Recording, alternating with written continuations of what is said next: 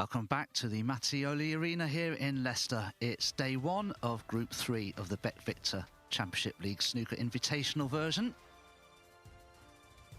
Nice blue skies out there. It's very cold outside though. Here's a quick look at the table as it stands after the afternoon matches have concluded. Ali Carter, well, what a transformation in form from him. He hasn't lost a frame yet, 2 wins from 2. Mark Selby in second place, playing very, very well. Had to come from 1 frame down to beat Rob Milkins in his second match. And won it 3 frames to 1. Kyron Wilson in good form, beat Ronnie O'Sullivan rather comfortably. Chris Wakelin in 4th place, just played the 1 match though, but he managed to win it. Ronnie O'Sullivan, well, surprising form from him, no wins from 2, but he'll be in action very shortly. You're going to have a look at the running order. You can see that Ronnie O'Sullivan on our main table here on table 1 is in action against Mark Selby. What a match to look forward to that is. That's coming up in just a few moments. Kyron Wilson will be on then against Robert Milkins. Ronnie O'Sullivan will be playing his 4th match of the day against Jack Jones. To conclude things here on table 1, table 2, Chris Wakelin and Jack Jones. Jack Jones has got a problem with his neck. He's had a bit of physio on it. We'll just have to see how he is. Our second match, Ali Carter and Chris Wakelin, and then concluding the action on table 2, Mark Selby and Ali Carter. Another good match to look forward to there. All the matches on table 2 will be available for you on our Matchroom Multisport YouTube channel. So Mark Selby comfortably in his seat there, just awaiting the arrival of Ronnie O'Sullivan, and here he is. They've played each other 33 times, well 34 really. They've had 1 draw, but Ronnie O'Sullivan leads the head-to-head by 21 frames, or 21 matches rather, to 12. But on current form, it has to be said, Stephen, you'd have to make Mark Selby favourite for this one perhaps. Yeah, he's played some good stuff so far today, hasn't he, Mark? 2 matches played, 2 matches won. And it's quite the opposite for Ronnie. 2 matches played, 2 matches lost. So a little bit for Ronnie O'Sullivan to find here. I believe he's got a new tip on his cue from the first match, and certainly looked a little out of touch in his previous game against Kyron Wilson. Again, you can hear the big sigh from him straight away off the break off. He didn't like that.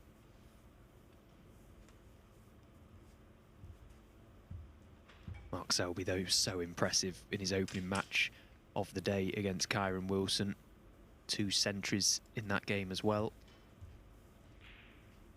Remember, this Championship League for these players is all about solid match practice in the run-up to the Masters next week. And what a kiss that is. Yes, Paul Collier, our tournament director, has done some work on the tip of Ronnie O'Sullivan's cue. Whether it's a new tip or whether it's a repair to it, some remedial work, I've no idea, but I think I'm with you. It seems to be a new tip because he's struggling with it a little bit. Break-off shot wasn't the best and could be very costly because Mark Selby's right in here.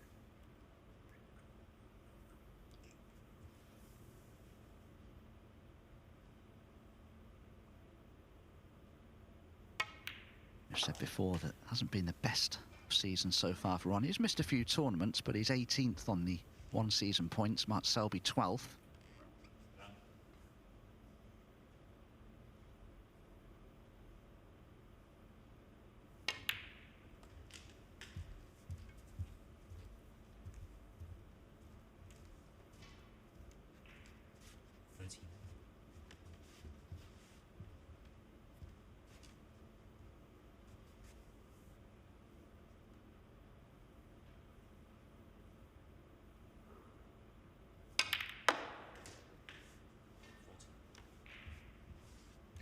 Played the shot from the brown down the table very well, Mark Selby, to leave the low angle on that red. Just meant he could bring pretty much all the reds into play from that 1 shot. So very early on in this opening frame, this is now a very good scoring chance. And similar to the task that Kyron Wilson had against Ronnie O'Sullivan, it's up to Mark Selby to try and capitalise on the fact that Ronnie doesn't look comfortable with that tip. Played a few wayward shots, shall we say.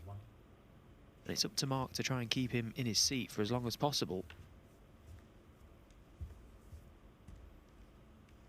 Yeah, all the players are aware that Ronnie's had a bit of work done on his tip. So from Ronnie's point of view, he probably doesn't have too much expectations, or too many expectations of doing well now in this group, perhaps because of these problems. But I think the other players will be conscious of the fact that they shouldn't be leaving or giving Ronnie any easy opportunities unnecessarily. You keep Ronnie long range, chances are he will make mistakes. Well, that's the thing with Mark Selby in general. He wouldn't give you a nod in the desert, would he? I don't think he's going to be gifting any easy chances to Ronnie.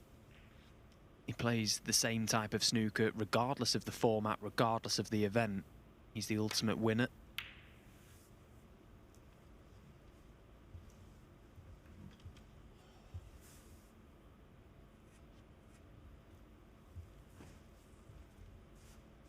Well, I'm sure Mark Selby attempted the cut there on the red to the left corner, because he hit it so thickly the cue ball's travelled nowhere, and he can cut this red in, Ronnie.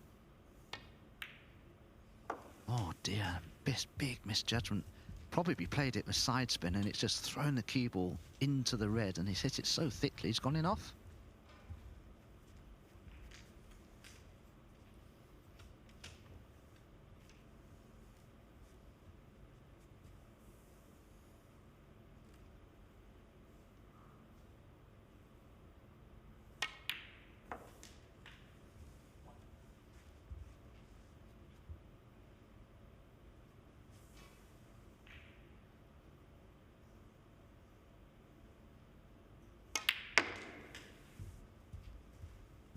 Can't be much fun, though, for Ronnie O'Sullivan having to play with a brand new tip on his cue, playing players such as Kyron Wilson, Mark Selby, Ali Carter, Chris Waitlin. Not going to be much fun this afternoon for Ronnie O'Sullivan if he's struggling with his tip. One thing I will say, though, is that it's not the first time we've seen this from Ronnie, where he's chopped and changed a tip mid-tournament, and probably is one of the best players, if not the best player, to deal with those changes very quickly. He's very able to adapt fast to new tips and conditions, but he certainly looks to be struggling with this one. That's visible.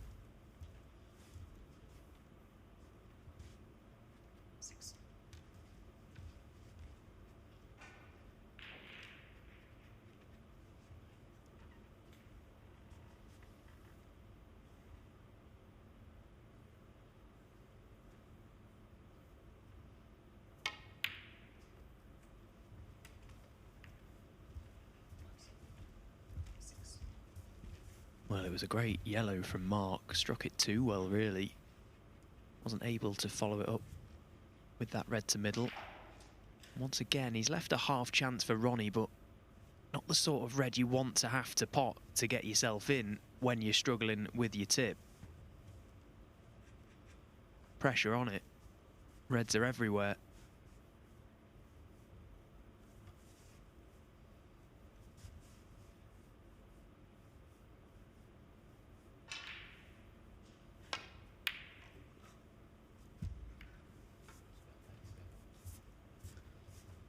Hang on.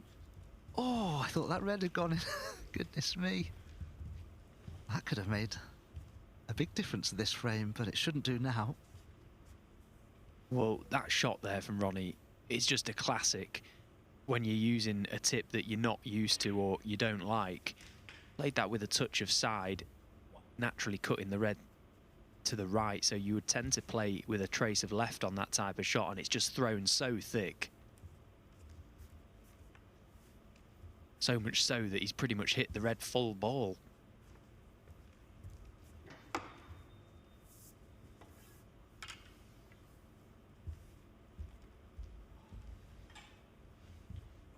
It's amazing, isn't it, Dom, just how much of a difference little things like that make.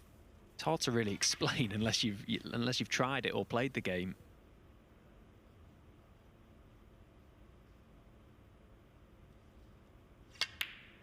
Yes, when you play a shot like that and the result is such a poor one.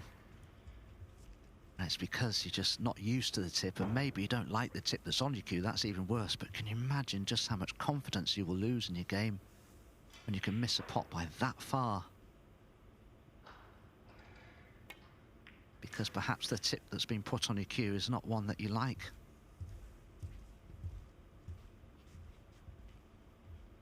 I suppose the only consolation for Ronnie is that if he can find a quick fix for that tip soon, at least get it out the way here at Championship League, as Mark Selby miscues a black.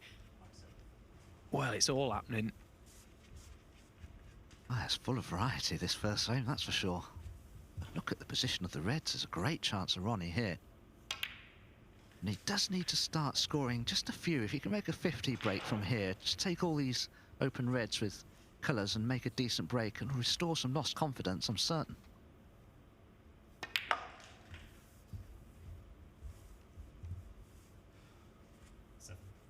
He had a couple of chances similar to this against Kyron Wilson, and an unexpected mistake just crept in at times, and to me that is just lack of feel from the tip.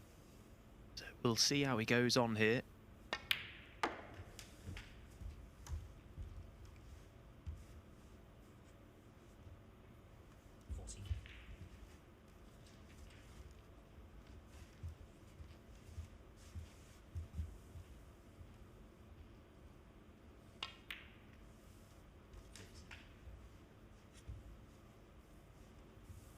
If Ronnie plays this with side spin again, he'll have to be careful. That's okay. Doesn't sound particularly soft, the tip, which is good. On these conditions, a soft tip can be tricky to play with.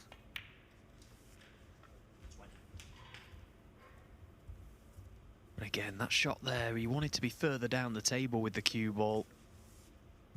Much straighter on the black. He's got an angle so much so that he's having to take the more difficult pink.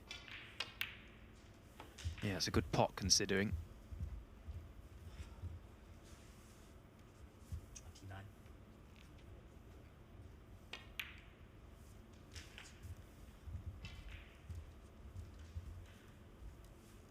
Currently in 5th place in the group, Ronnie. Badly need of victories. This is his 3rd match, yet to win one. 37.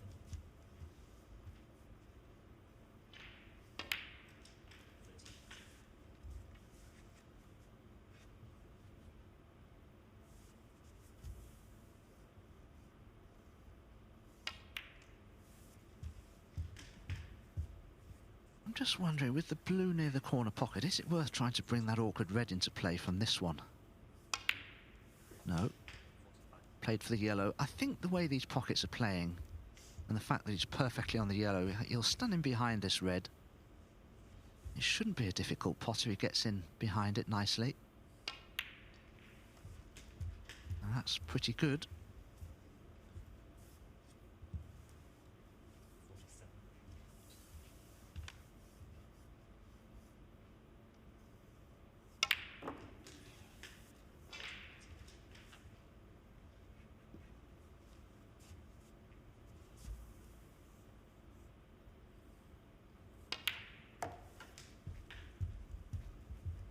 Well, all things considered, this has been a brilliant break so far from Ronnie. Green won't pass the blue though, so just having to travel with his cue ball across the face, and he's played it well. Yeah, he's played it perfectly.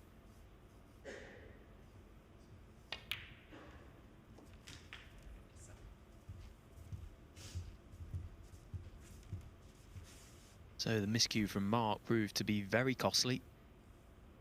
And there was an anxious look at his tip upon the miscue. I hope it's all right. Yes, we'll find out. Sometimes when you play a backspin shot, especially if you have a small tip on your cue, you can chip the side of it very easily and render it useless. This has been an excellent performance from Ronnie because he looked very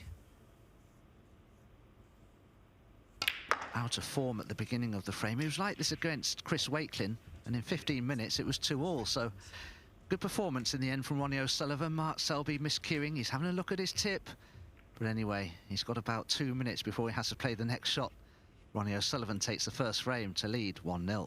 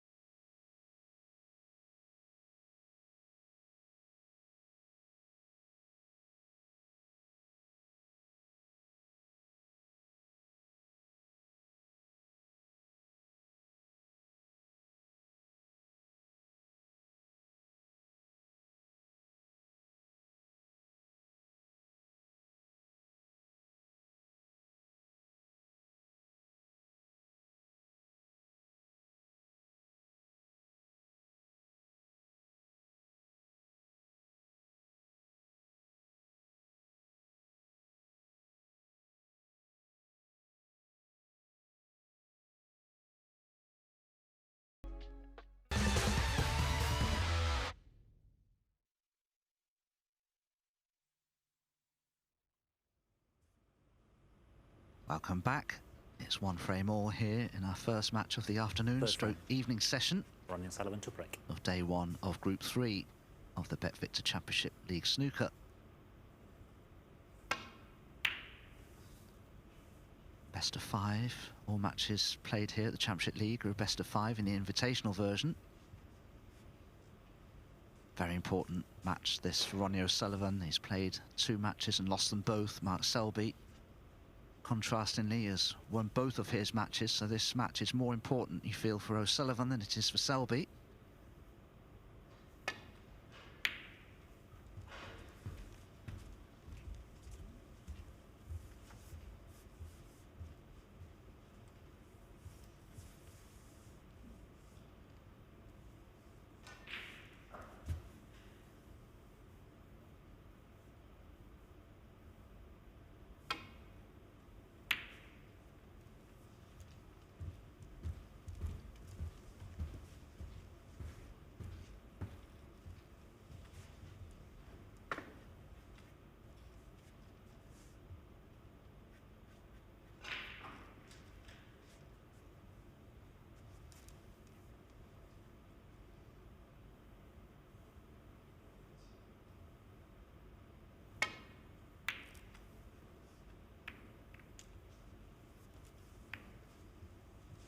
Tough safety that Mark was trying to play there. Lots of right-hand side required to check the cue ball back up. Just caught the red a little too thick.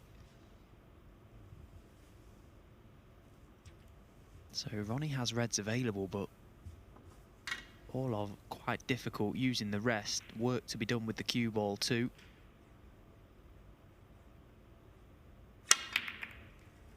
Well, he struck that like an absolute dream. How well has he hit the cue ball?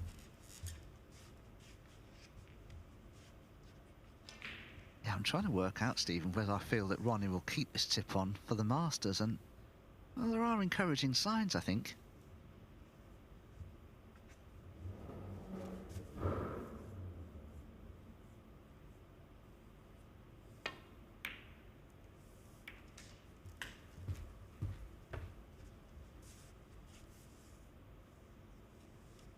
Six.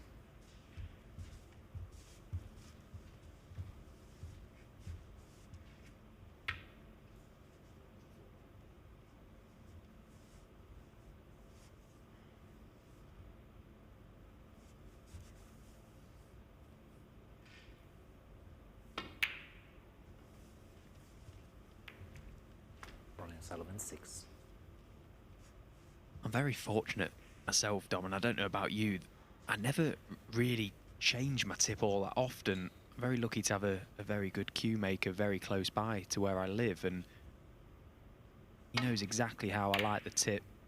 He puts it on, and no joke, it probably lasts me 2 to 2.5 years, my tip.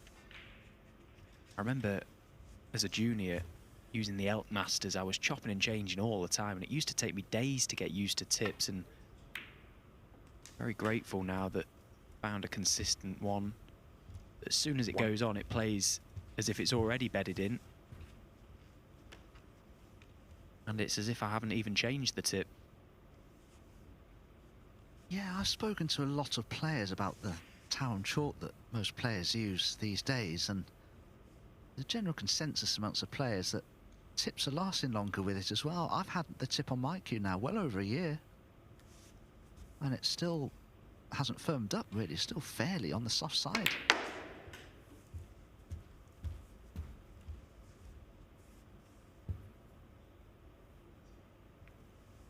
Six. And the cue maker that you referred to, great cue maker, been known for years, Dave Coots. Used to do a lot with Robin Cook. Is he still going? Yeah, I'm not 100% sure. I know that they sort of had a little bit of a collaboration going at one point, Coots and Cook. Not too sure if that's still a thing, but yeah, Dave's still very much still at it, still going strong, and in my opinion, the best cue maker in the world. So lucky to have him literally a stone's throw from my house, and currently getting a new cue made at the minute, so be like a kid at Christmas when that arrives.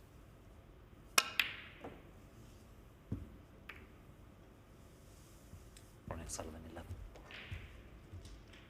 Well, just 11 from that opportunity.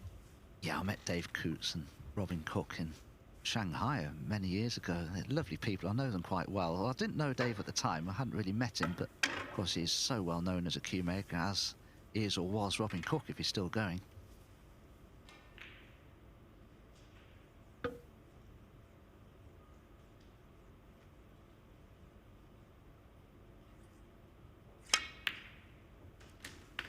Yeah, just finally on that, he probably doesn't get the respect he deserves in the cue making world, really. He's still quite low key, I suppose. His workshop's still out the back of his house in his garden, and you know, he keeps it very traditional, very professional. He likes to make sure that every part of the cue is done from start to finish by himself, takes great pride in his work, and he really is a tremendous cue maker. Mark Selby. 1.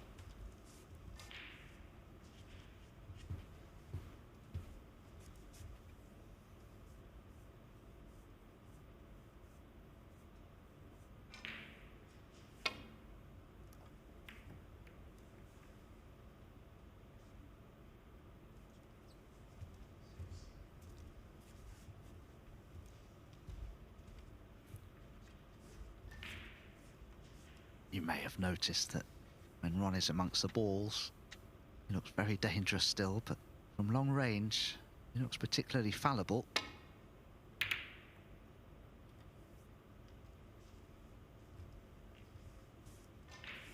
Well, that's pretty obvious, I suppose, when you consider that you have a new tip on your cue to strike the object ball from distance exactly where you want to. It's no easy thing.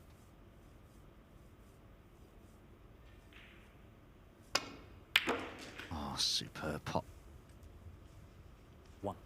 Managed to control the cue ball. It's come away from the side cushion, so good chance here for Ronnie, but black is tied up. He'll need to go into the reds because they're all sort of blocking one another, aren't they?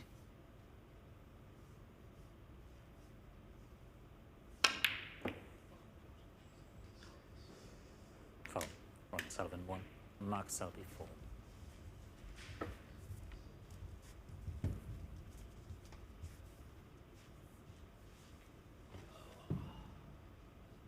Well, in a strange sort of way, it's quite nice to see two of the best players ever struggling, because that gives us hope.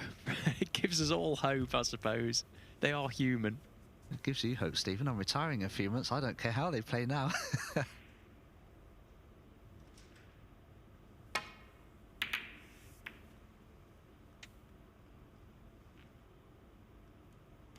Well, this, of course, is the other side of snooker, and of course, you know, when two players are struggling a little in one particular frame, as has happened here, the balls find themselves in all sorts of different positions.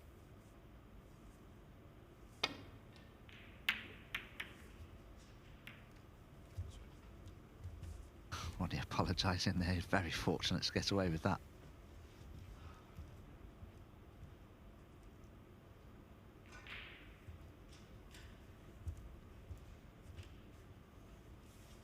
Yeah, no, possibly a stalemate here. Selby just sort of flicking his hand. He's got no shot with that red being over the right corner.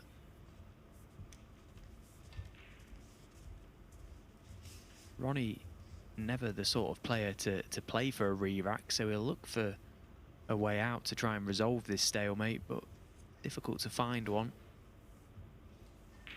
Yeah, if you could play a safety shot into bulk and hide that red near the corner pocket, it could create an opportunity, but it's a bit of a risk to try and do so.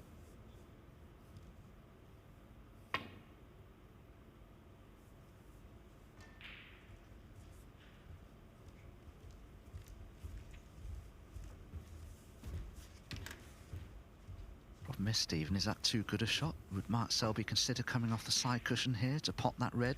He'd be on the black if he could make it. He's having a look at it. Yeah, it's just as to whether he can get past the brown enough to catch the edge of that red, and it's not close to the corner pocket either, so it's a pretty accurate contact point he needs to find here on the red ball. Although we did pop one like this earlier on against Kyron Wilson, so you'll have happy memories of that one. Having to play it with side, you can see this is so tough.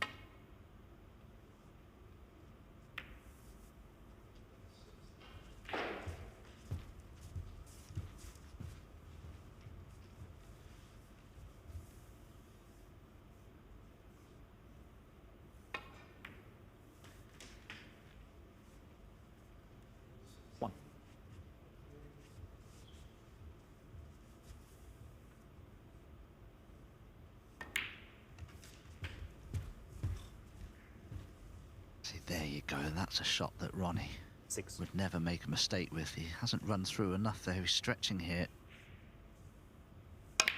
If you know 7. the way the tip is playing, you'd never make a mistake like the one that Ronnie's just made. Tried to run through about a foot and ran through 6 inches. 13. Yeah, and they're just little mistakes, aren't they? Very subtle, but the little mistakes, they do compound. 14. And it certainly does affect your confidence as a player when you're in amongst them.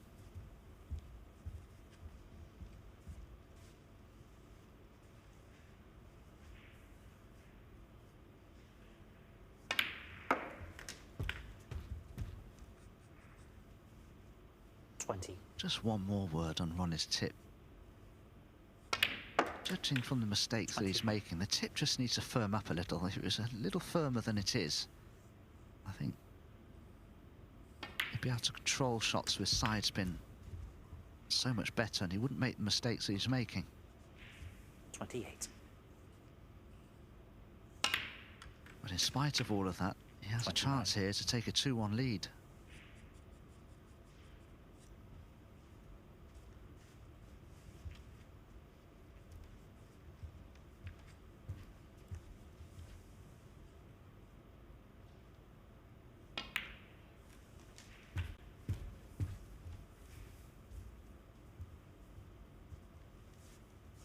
.34.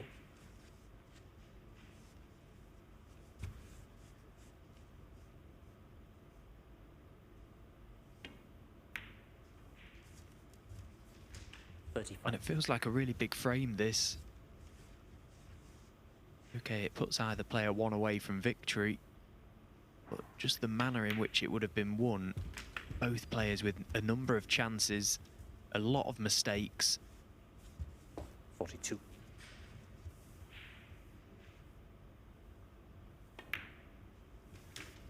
43.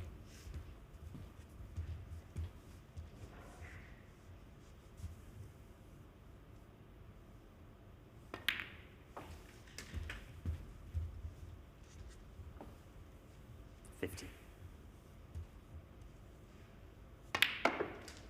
51.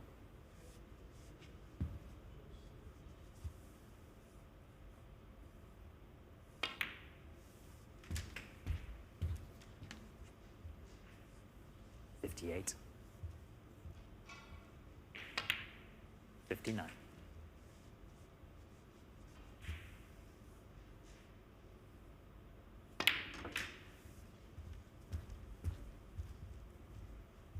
'It's important that Ronnie can try and clear the table 66. here, because every shot that he plays will be firming up that tip a little more. 67. And now the chance of a century break from nowhere. Don't think at the start of this frame, the way it went, you would ever have predicted that there'd be a ton in this frame, but 74. Ronnie with the 6 remaining colours, able to do that. 76.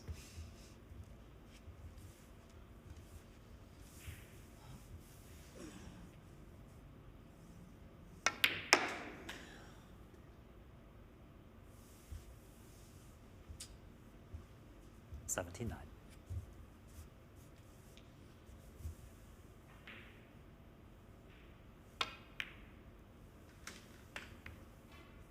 83.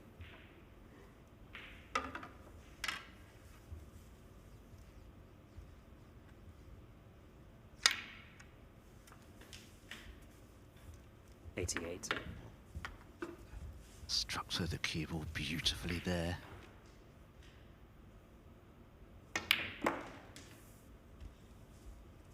94. Wasn't happy with that one though, but he's still on the black okay. Chance for career century 1,281. And in goes the black, so he's done precisely that. Beautiful clearance from Ronnie O'Sullivan of 101 to go with his break of 79 in frame 1, and he retakes the lead by 2-1.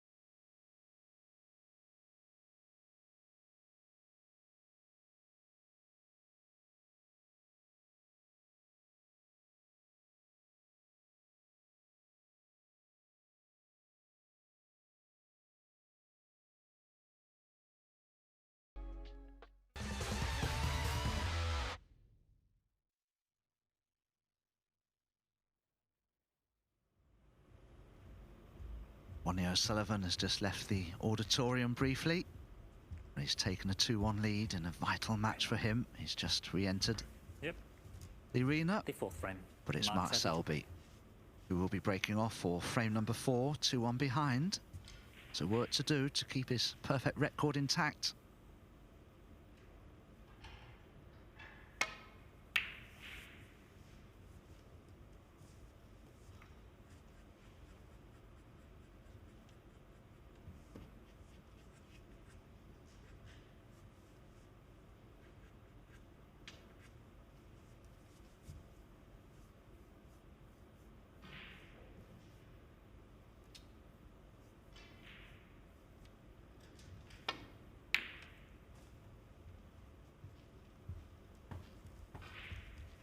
No attempt at the long red from Ronnie, just trying to dump the cue ball, but he sent the red up and down the table, and it's in a potable position for Mark Selby. The cue ball not tight enough to this top cushion to avoid tempting Mark into taking this on.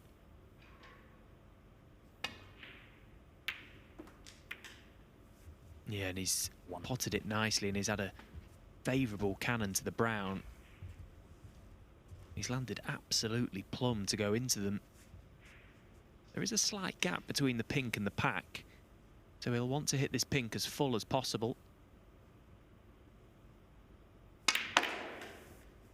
Well, he didn't quite catch it as full as he would have liked, but he got movement on the reds. Now is he on one? 6.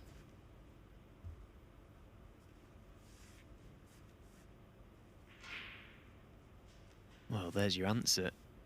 He isn't.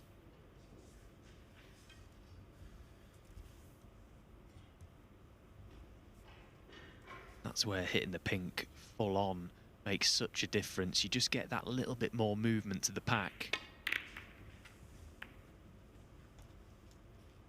Mark Selby.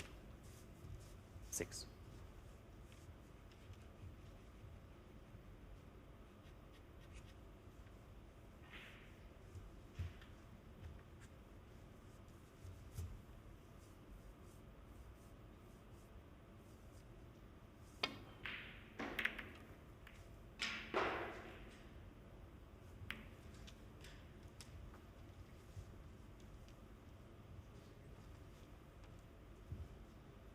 Chance for Mark to get Ronnie in trouble here.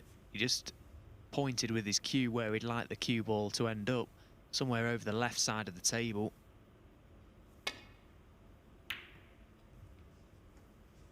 There's a lot of traffic down that left side, so he wants to try and force Ronnie into something down the left side. He's made a pretty decent job of that. Just wonder if Ronnie may be forced to attempt a straightish red here, and if he can knock it in, he could hold for the black, but what's he spotted here? He's taking something on, I feel. Good effort. Found a gap, though, for the cue ball. Could have finished a lot worse.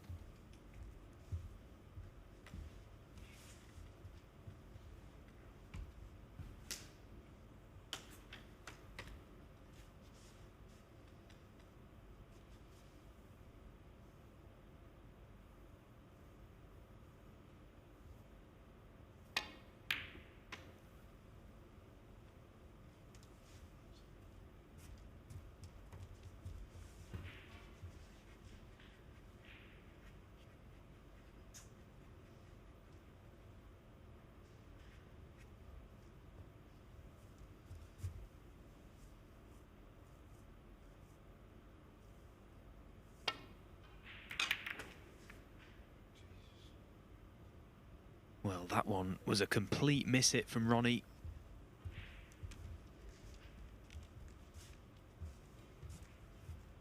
He's not left an absolute sitter for Mark Selby, but he has left reds available.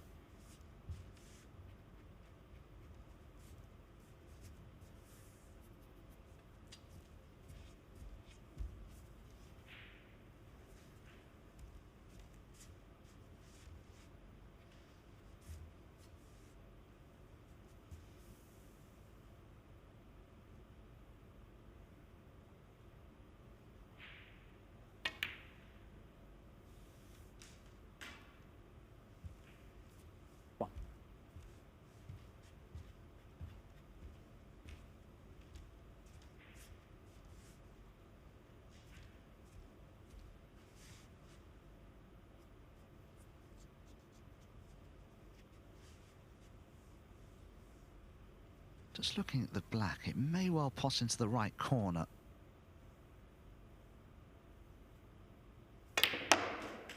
And if respotted, it would probably be available into the left corner, so would still be available. I say this because the pink's out of commission really along that top cushion, and although the blue's on the spot, the reds are significantly down this black spot end, so you wouldn't want to keep going up and down all the time for the blue.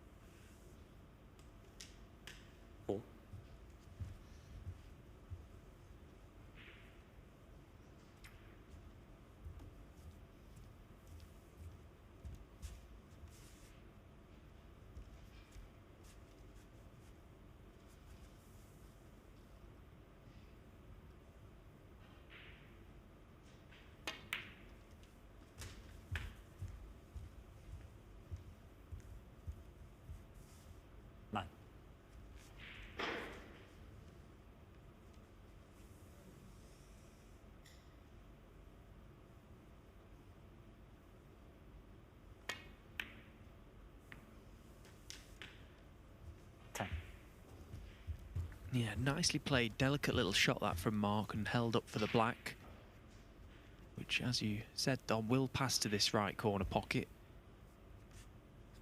And I'm pretty convinced it will then pot to the left corner, so this is working its way to be a pretty decent chance. Mark instantly taking the opportunity to remove that red right of the black spot 17. to really open things up.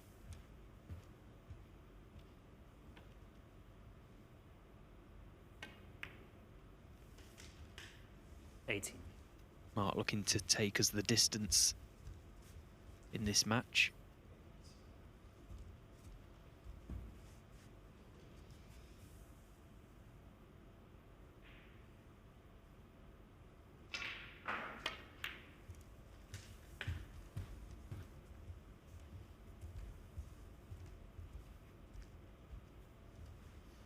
Two.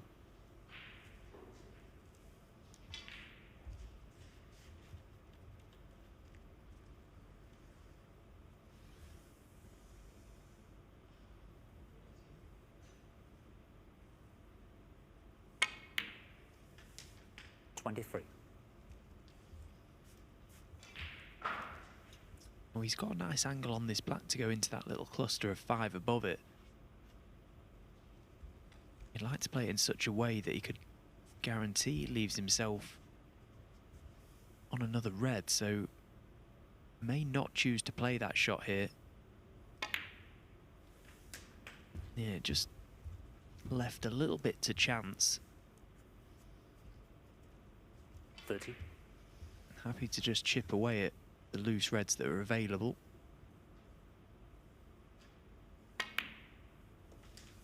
31.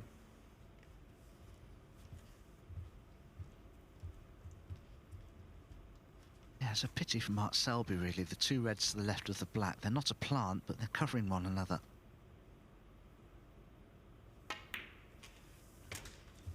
And if he were to go into the 5 reds delicately, he may not land on anything. You'd have to play 36. that particular developing shot with a little bit of pace, because it's just the way they're configured. It doesn't look too advantageous to me.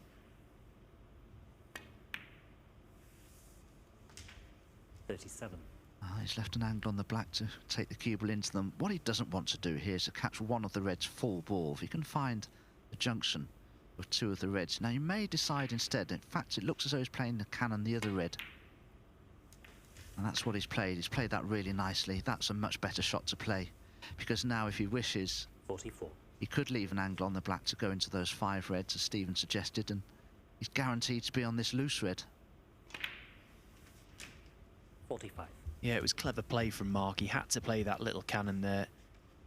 Just makes this shot a lot easier to play. The percentages are now in Mark's favour to land. Whereas before he was kind of hedging his bets on going into the pack and hoping to land.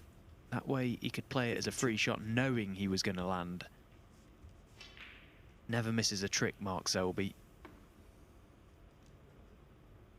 He's the ultimate percentage player.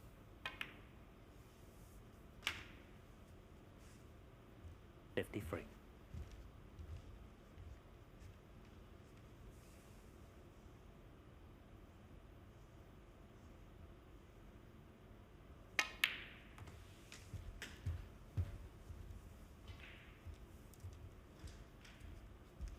$55.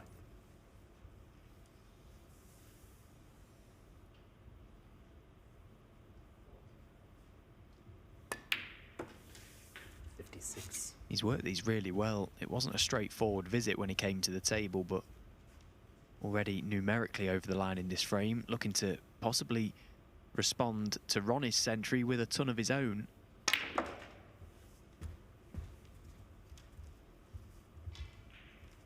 $63.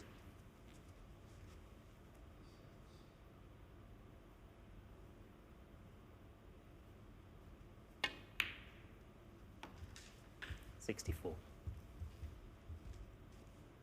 The two reds together. Could be a problem for Mark Selby, but I'm sure he'll have the opportunity to develop them. 69.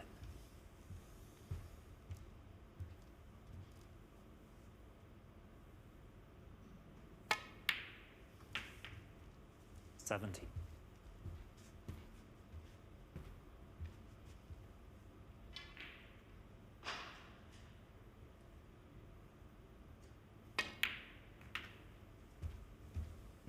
'Just didn't catch enough of the first red.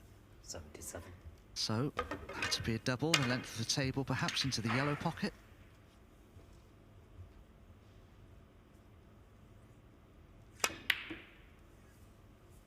Oh, dear, dear. What a shot that is from Mark Selby. That's terrific.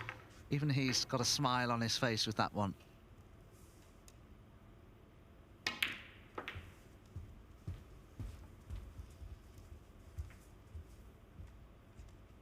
$85. Well, someone needs to let Mark know this isn't an exhibition. 86. Just goes to show what sort of shots these guys have in their armoury. Amazing shot from Mark.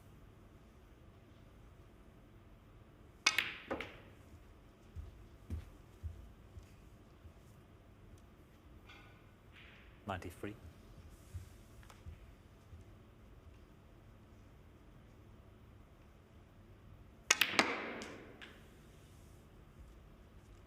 95.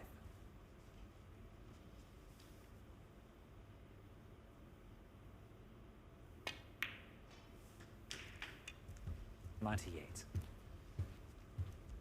Brown then for career century number 855. Still over 400 behind Ronnie O'Sullivan. 102. I'd love to think that Mark Selby will eclipse the 1,000 centuries mark in his career. I'm sure he will. Only 41 years old, got a good few years left in him yet.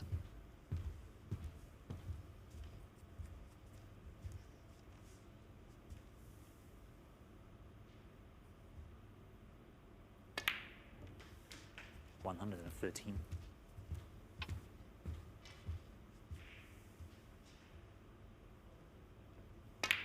And in goes the black. Well, what a standard we're witnessing here in this match. Breaks of 79 and 101 from O'Sullivan. Breaks of 84 and that excellent clearance of 120 from Mark Selby. So we're heading the distance. It's 2 frames all.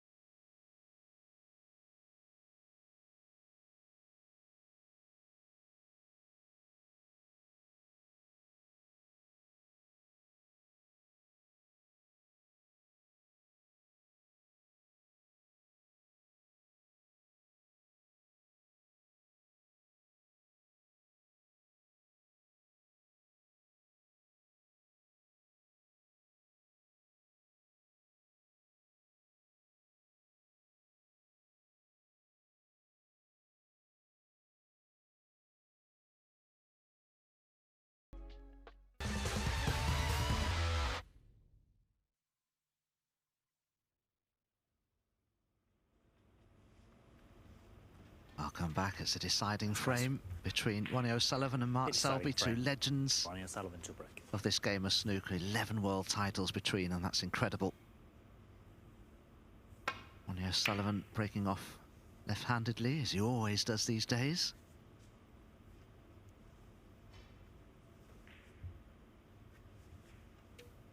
Doesn't feel like a match that's had 2 centuries and 2 other one-visit breaks, but that's been the case. There's been some really, really good stuff and some really, really bad stuff. Complete mixture, but ultimately it's come down to a one-frame shootout. And that's a great long red once again from Mark Selby. Not just the pot, but to navigate the cue ball round the back of that red beneath the black. Superb.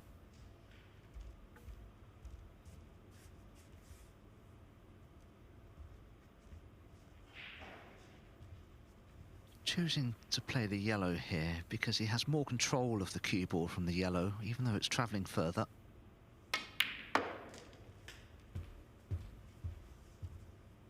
Needs to keep going. That's okay. I think the red just below the pink is available, which is the one that he played for. Is he straight enough on it, I wonder, to run through for the black? Maybe not quite, but he can play for the pink into the centre pocket here if he wishes. In fact, he found a gap for the cue ball, so he is on the black.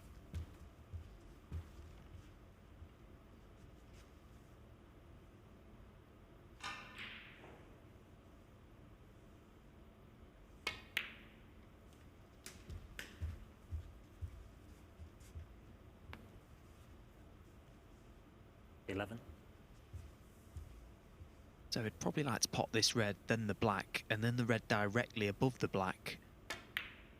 That would just give him a few more options in terms of going into the reds.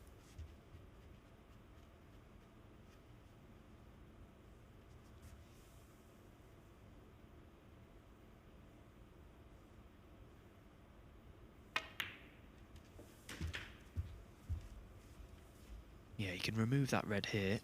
Or he does have 19. The one just right of it. But I think he'd prefer to take the one above the black. I find it amazing, you know, how much ball reaction that Mark Selby gets when he's close in like that. I mean, the shot that he's just played there, a lot of players would struggle with because the tip size of Mark Selby's cue is 20. Barely 9mm, maybe 9.2mm, where the average, I suppose, on the tour is probably 9.5, 9.6 mils, so it's nearly half a mil smaller in tip size. See it there. So when he plays a shot with backspin, he gets a lot more action out of the cue ball than most. 27.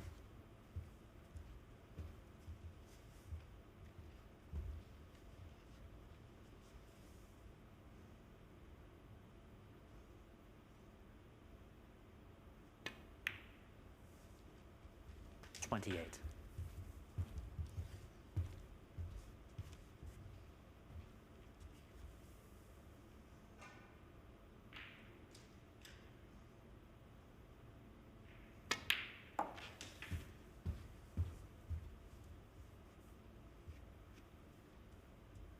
$35.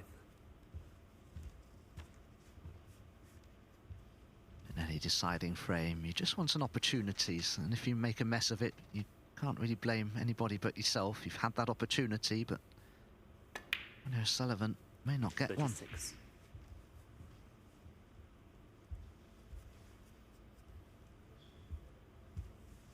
Yeah, it was a brilliant opening red from Mark, worthy of winning any frame, but you still got to stand up and take them. Let's not forget Mark Selby is 2 from 2 in this group, so looking to turn this match around and be 3 from 3. 42. It would put him in such a strong position with still one more game to play today. His last match will be against Ali Carter over on table 2 later on this evening.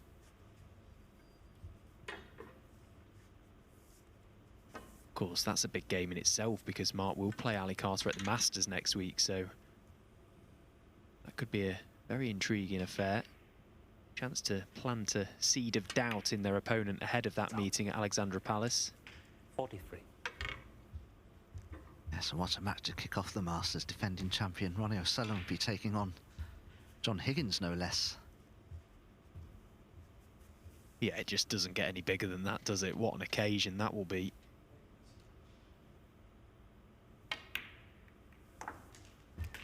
The Masters has become one of the most attractive tournaments 49.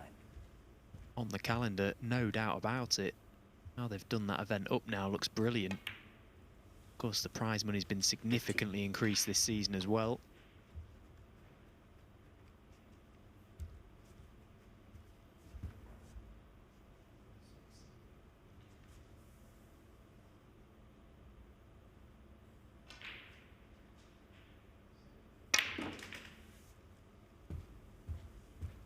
To play that with a lot of pace, Mark Selby, to try and widen the cue ball to get out for those two reds. 57. And well, he may still clip one of these in, but it's very, very thin. He needs them both.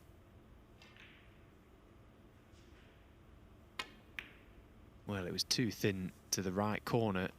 Decided to take it to the middle, and what a shot that is. Look at the control as well. Excellent shot from Mark.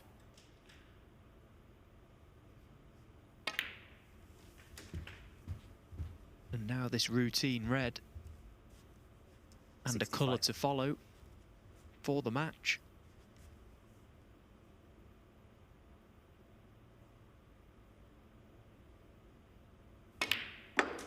$66. Well, guess Mark Selby needs to make sure he doesn't take his eye off the pot in playing the cannon into the reds. Hasn't done, so although he hasn't finished nicely here, Ronnie O'Sullivan already 73. needs a couple of snookers.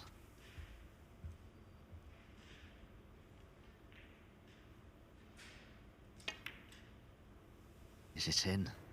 Is it in? It's in. 74. He's got some sort of position on the black. I probably fancy mark for this into the green pocket. Yeah, and the red goes to middle as well, just beneath the pink spot. So it's a chance for yet another century if this black goes in.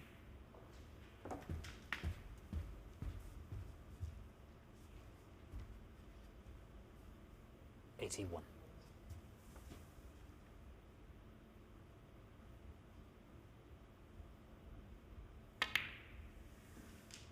$82.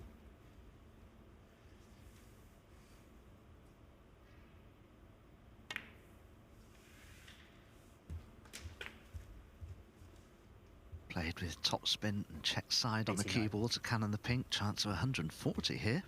That'll take some beating. No, Jack Jones won't think so. He 90. made a 147 in the previous group.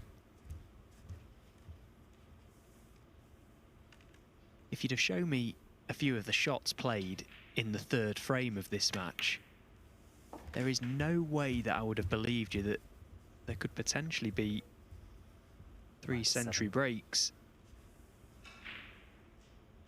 79 and an 84, no chance.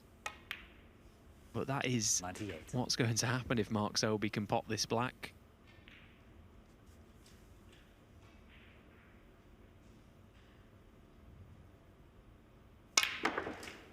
Pure brilliance from the jester. It's a funny old 105. game, isn't it, Dom? Yeah, it's just that when mistakes were made, players were right in and had a chance to make those big breaks. Well, he didn't get the double, but has he got the treble? Of course he has. 106. Still a chance then of 140 total clearance. Do you know what? I'm going to stick my neck out and say that he played the treble there, because someone like Mark Selby cannot get that far away from the double. Well, of course, we're normally playing on star tables, and the 113. way these cushions play on the Rassons, they do play slightly differently. A lot of players actually have been struggling with doubles, but $115. Mark Selby in the previous frame played a superb double into the yellow pocket. Full length of the table. Ronnie O'Sullivan just waiting for this break to end so that he can shake the hand to congratulate Mark Selby.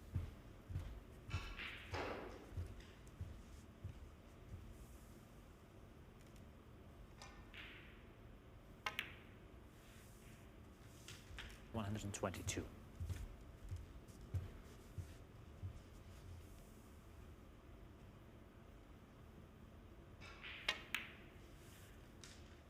$127.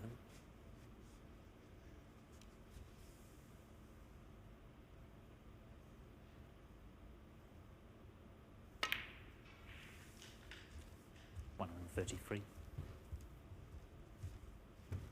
Mark Selby making the game look ridiculously easy. And in goes the black for a total clearance of 140. What a performance from him in the end. Ronnie O'Sullivan put him under pressure. His breaks of 79 and 101, but back came Mark Selby. His breaks of 84, 120, and that superb total clearance of 140, the highest break of this group so far. 3 wins out of 3 for Mark Selby, but contrastingly, no wins from 3 matches played for Ronnie O'Sullivan. Work to do for him. But up next here on table 1, we have Kyron Wilson taking on Robert Milkins. Dave Hendon and I will be taking you through that in approximately 5 minutes from now. Please stay with us.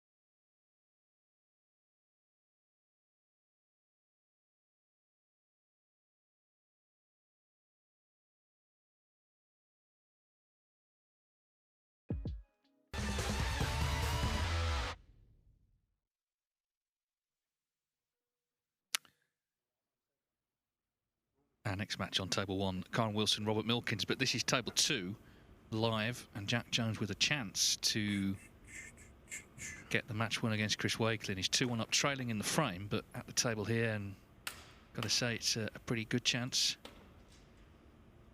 Of course, this is his 3rd group that he's played in. 90.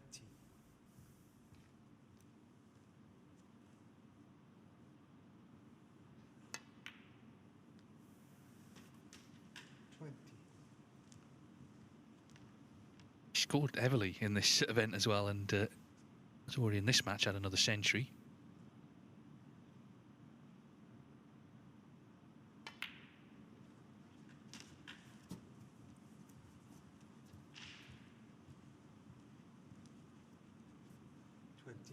But so often these clearances, obviously the break isn't as high, but they make all the difference, just stealing frames. And in this case, of course, it would be for the match. Just didn't get that trace of left-hand side on the cue ball he wanted. This green's a little thinner than he wanted it to be.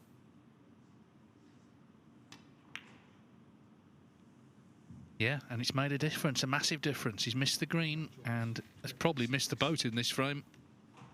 14 points in it. Wakelin needs green and brown. He's not going to miss the green, so it's just controlling position for brown.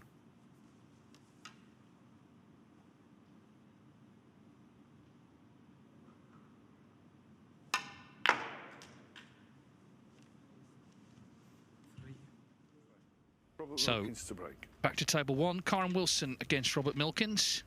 Wilson has played 2 matches, won 1, lost 1. Milkins, though, yet to get off the mark in terms of points. He lost 3-0 to Ali Carter and 3-1 to Mark Selby. I can tell you, by the way, Wakelin has missed that brown, so the frame still continues.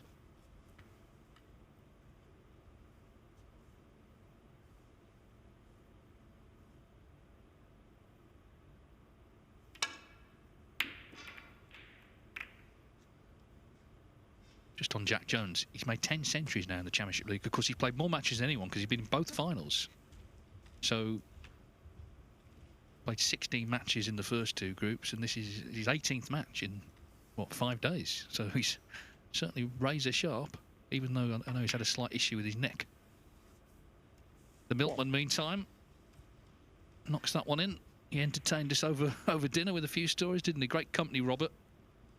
And he made a slow start, but we know that he plays an inspiration. Let's see if he can get something going here.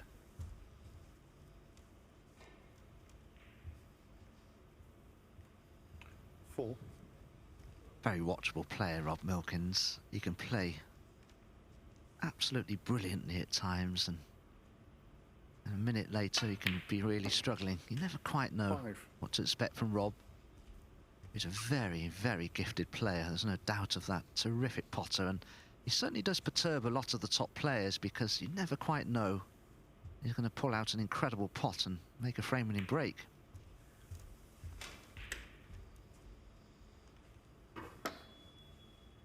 So,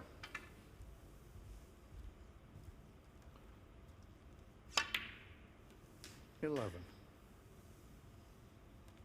Yeah, either way it'll happen quickly, won't it? As I say, he doesn't prevaricate. We know what his game is. It's never really changed. When it's on song, it's incredibly effective. Of course, he's won 2 ranking titles.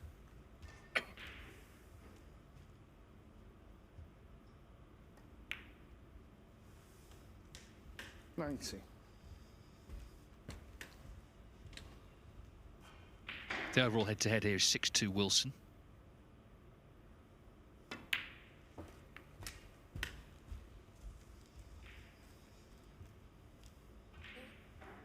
$26.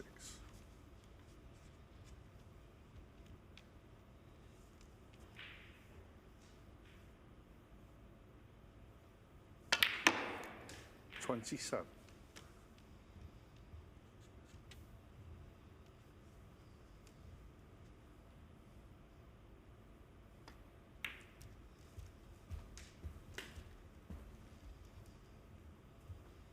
Handy to get this red out of the way because 32.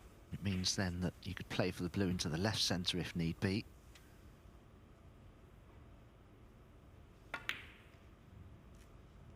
33.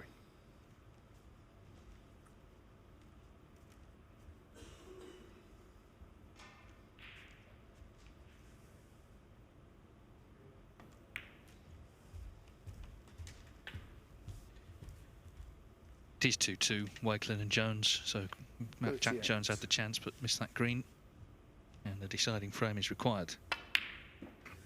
39. You practiced with Robert Dominic down the years. What's he like in practice? Probably just the same as in matches. Absolutely, yeah. The problem is with Rob, a couple of things. He doesn't count your breaks, so you might break down on 56. In your own mind, you think you're on 56, and you'll say to Rob, how much was that, Rob? You say 48. You think, no, it wasn't. It was 56. And another thing, 45. we're such good friends, myself and Rob. We end up just talking to each other, you know, during play. So it's not really necessarily a serious practice session at all. Well, he's great value, isn't he? He's very popular with the snooker fans, I know, and because he has that great walk-on song. 52. I am a cider drinker. Corin Wilson did have a chance at one here, but 50. this is the result of him missing. Milkins already up to 60 with this black.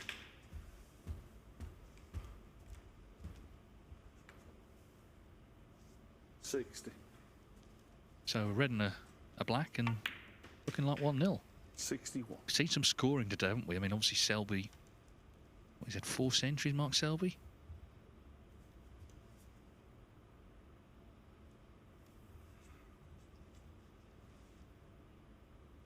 Included that 140 to complete victory over O'Sullivan.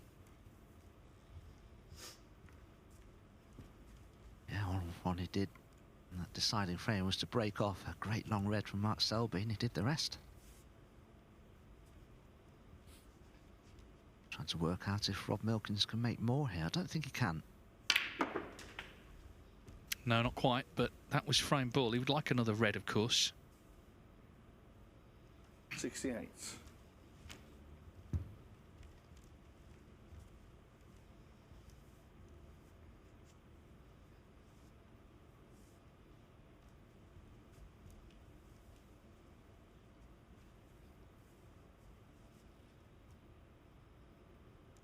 From that camera angle, I'd suggest he's not on anything. Indeed, he isn't. Robert Milkins, This 68. frame is still live. Yeah, one snooker needed, and because Corin Wilson, you know, can start getting rid of these reds.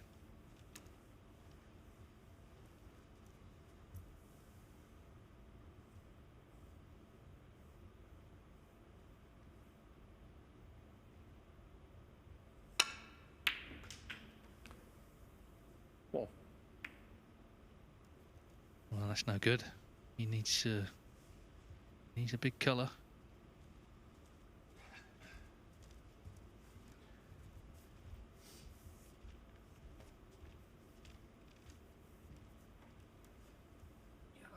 yellow ball. Well, okay, good pot, but now needs 2 snookers. At the moment that I saw Corin taking the yellow one, Three. just suggested to me that he's going to go all out to try and get a free ball.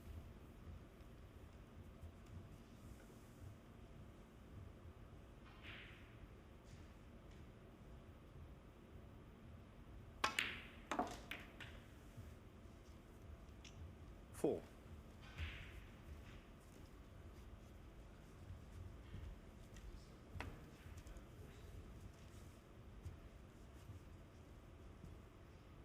He pots the blue, he'll be 59 behind, with 51 remaining.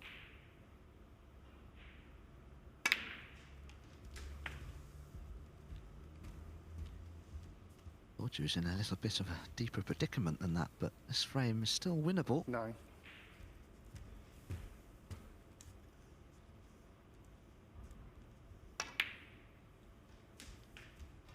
So, The thing is, he's got the appetite to give it a go. Not all players would do, but he's just got that mentality, hasn't he? They don't call him the warrior for nothing. Oh, black. That didn't look like it was going to drop. Wow, Kyron's walking around the table as though he'd missed that. And in all honesty, I think he had. I was amazed it went in. But look where that remaining red is, right next to the pink, so if he knocks this black in, I would suggest that he puts the cue ball somewhere to the right of the black spot, somewhere between the pink and the black spots. That's exactly where he's put it, and that's perfect. So Rob Milkins will be coming to the table absolutely 24. tight behind the pink very shortly.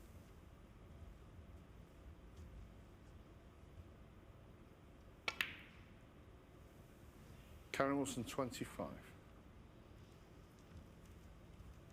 Now with that red so close to the brown, he'll have to be very careful not to leave a free ball here, Rob. He'll have to find an escape that may be more difficult than is necessary in order to guarantee not leaving a free ball, because that would be a catastrophe.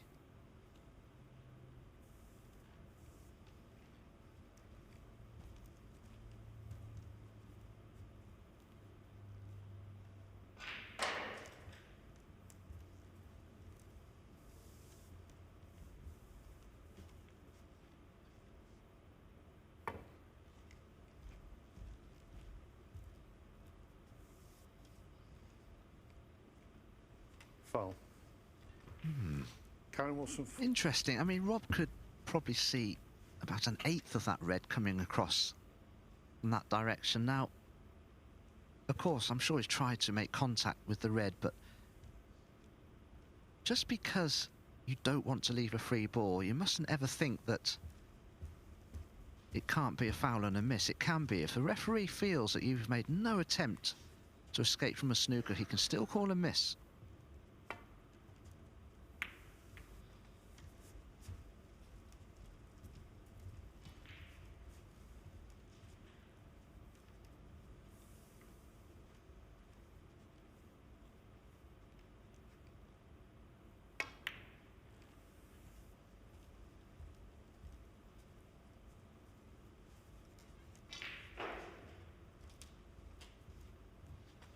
How things can change. All of a sudden, I'm not so sure Rob Milkins is favourite to win this frame now.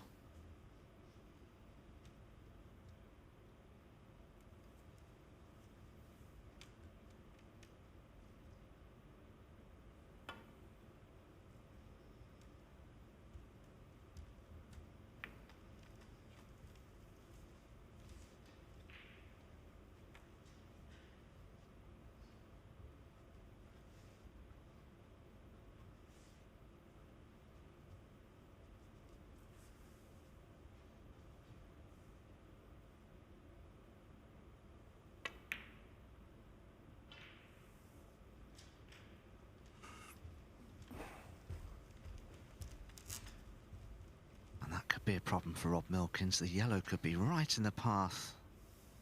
Now, Rob doesn't think so. It was. foul. Karen Wilson, 4. Well, this is the reward for the resilience of Karen Wilson. A few players would have conceded, I think, because he had to pop that yellow earlier to keep things going, but now he can tie 35. The difference, 35 on.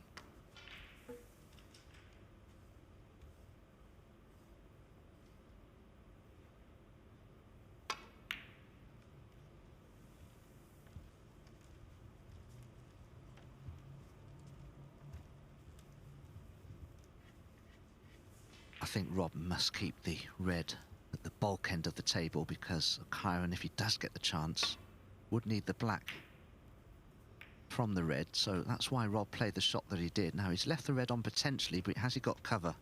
He has. That was a very well played safety.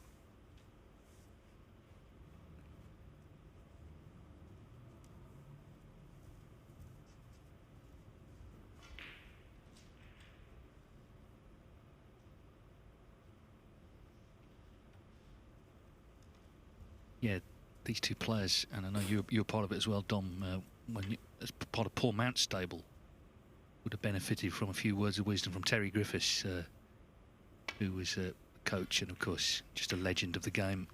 Sadly passed away in December. We saw Karen Wilson work that one out. I'll tell you what, Terry would have loved that one. What a shot that was. Yeah, absolutely. I used to practice with Terry Griffiths in my youth at his house in Llethley, and you always learnt a lot from Terry. His safety play, and he always used to give you some advice, and he always used to say to you, no matter what the situation, there's always a shot to play. But he was a coach, you know, for the players at the Southwest Snooker Academy. I was one of those players, and I also did some other coaching with him in around the year 2000. I've still got the 6 one-hour tapes that we recorded together. I shall certainly treasure those. Double kiss. Doesn't look like the red goes past the pink, though. It's become a 10-sol frame. Milkins was obviously bossing it earlier, but been put under pressure here by Kyren Wilson.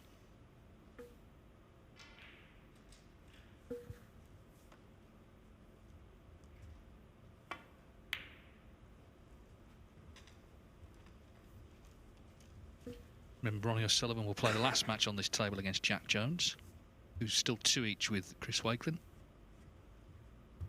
Oh, there's a shot I'd love to play here. Just chip the red between the green and the brown, get the cue ball in behind the yellow on the left-hand side cushion. Rob Milkins could have a problem. But there are other shots that Kyren could play.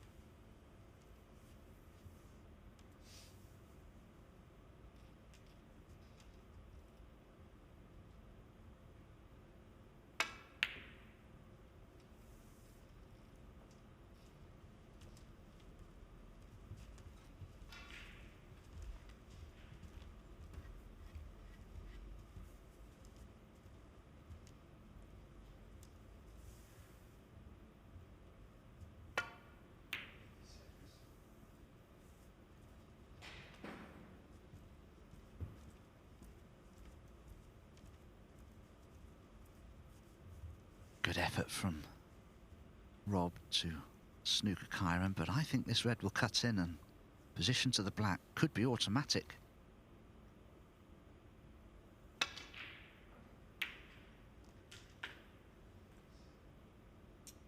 Just caught the knuckle. Wow. Can take the pink, but then he, of course, he would need a snooker again. Be 28 behind with 27 on. Yeah, it looks certain to be coming down for the black.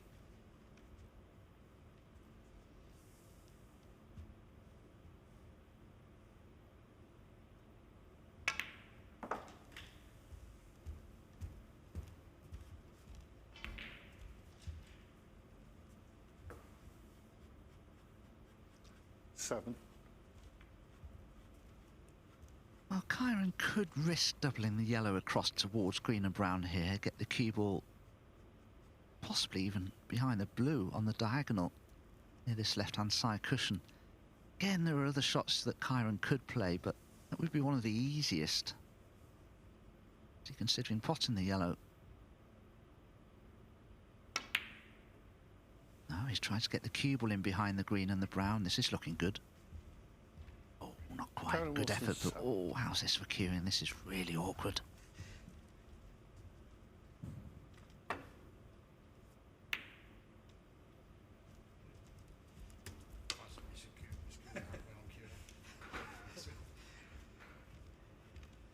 Bottom line here is Wilson is making Milkins earn this frame. I mean, he's not won it yet, but could easily have just conceded earlier. But it's not the way he's made. He's got that mentality. No, it's a battle out there.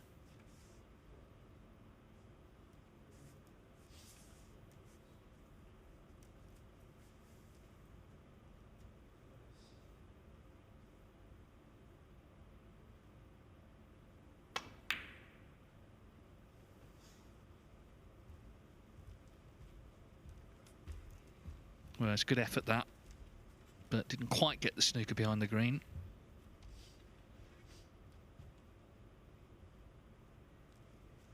Rob could really do with getting the cue ball tight against a cushion rail, because that really does limit what Kyron is able to do with the cue ball to try and get the snooker he needs. But another chance here for Kyron to potentially stun the cue ball in behind the black.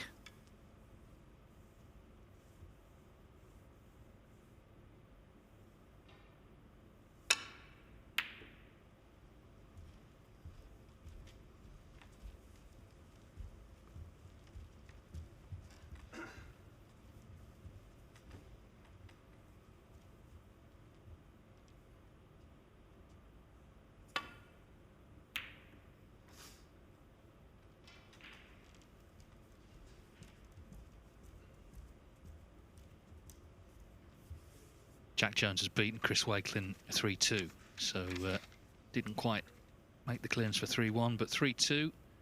That's his first point. It's only his second match actually that he's played. He'll play Ronnie O'Sullivan here on table 1 after this one. Wakelin on 1 point as well.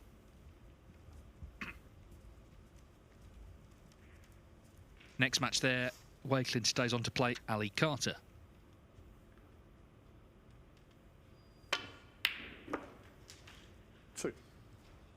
Well, terrific long pot from Robert Milkins, so now it's 2 snookers required. That's with the green and the brown on. Robert Milkins 2. I mean, he could take it down, I guess, to pink and black. It'd be 1 with pink and black.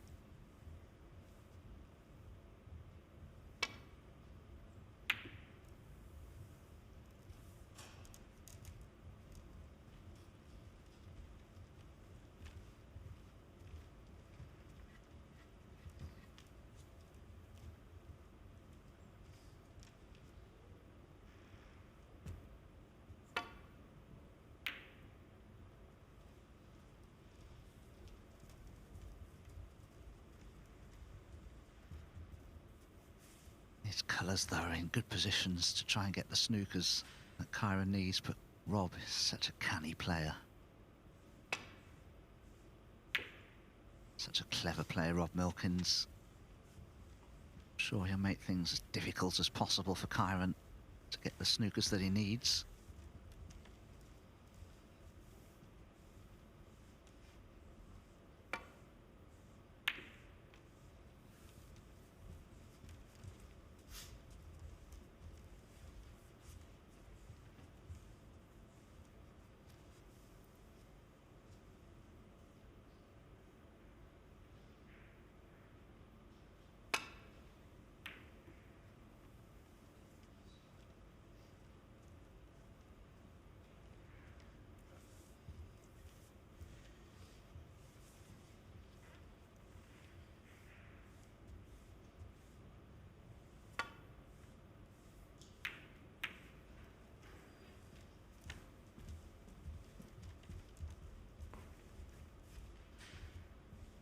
Well, Kyron could drop the cue ball in slowly behind the blue here, but he'd have to put his trust in the table. If that cue ball were to deviate just a fraction, could make a right mess of this. Oh, he's played it beautifully. Oh, that's such a good shot. There is a 1 cushion escape on for Rob, but he'll have to come across this right-hand side of the table. There's a lot of room around that green.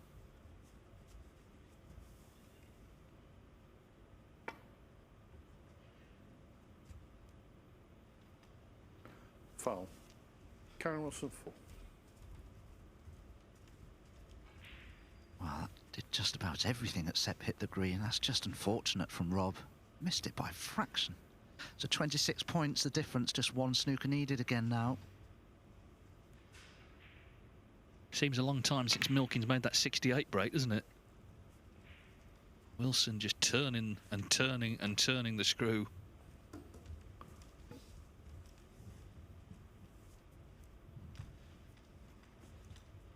Oh, is the blue in the way here for Rob Milkins?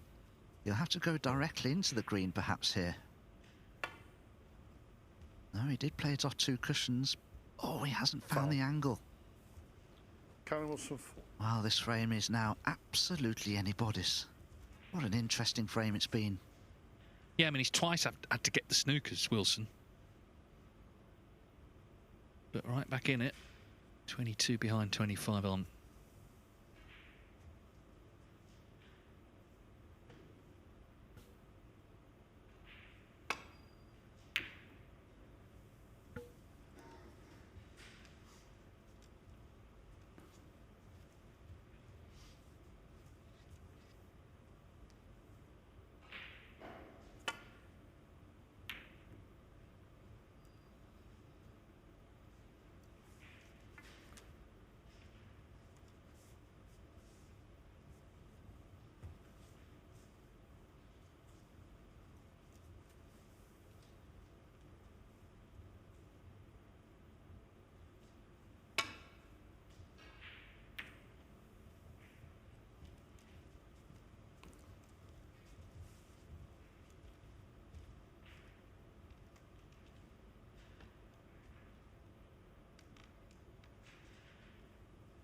Rob's previous safety was a good one. Kyron couldn't do much with it, but this is awkward for Rob Milkins. Where's the cue ball going? Oh, that's so unfortunate. The only saving grace is the green went past the brown. What was Rob saying? He's enjoying this frame as much as we are, I think. He says it probably goes past the brown.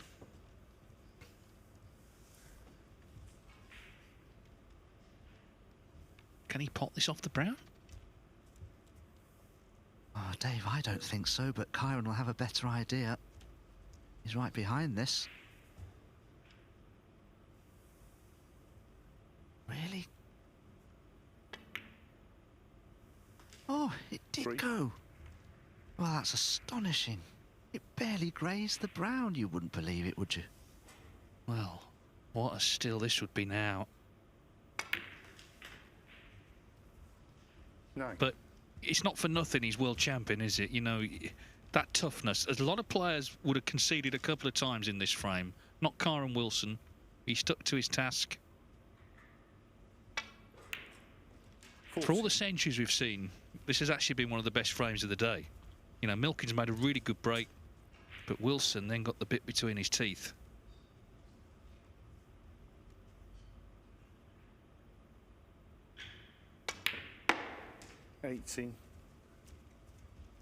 Some nicknames in snooker seem a bit contrived. The Warrior, I think, is a good one for this man. What a steal that is from the world champion, Kyron Wilson. My word, Robert Milkins seemed to have had that frame won a couple of times, but it is first blood, Kyron Wilson.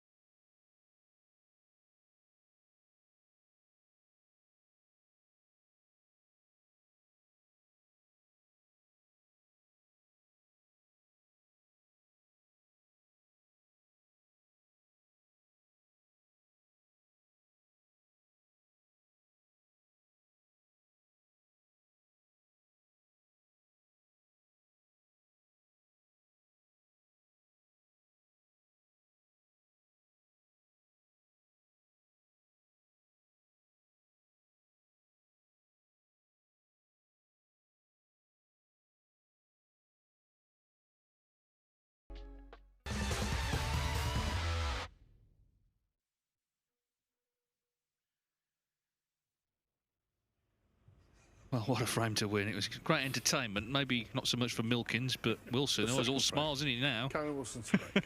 Loving life after that. He leads 1-0. We're just joining us.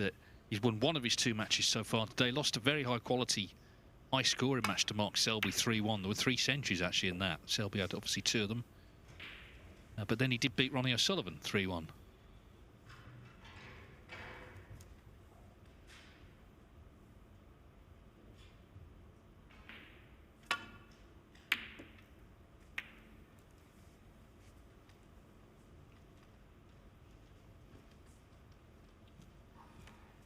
Ali Carter and Chris Wakelin underway on table 2. The match after that, Ali Carter stays on to play Mark Selby. And the significance of that is that they will be playing in the Masters next week, next Tuesday night. So that is a bit of a warm-up.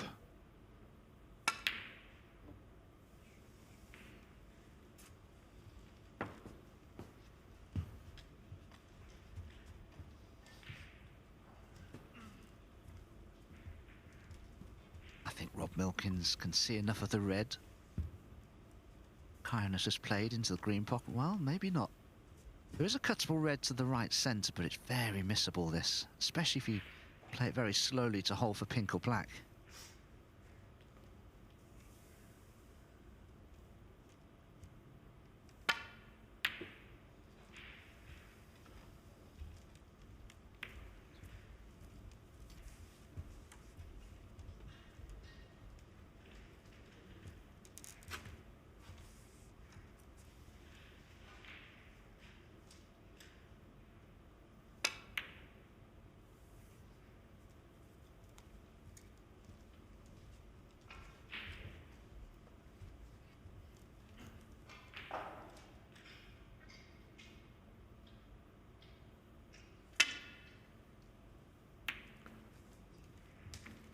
One.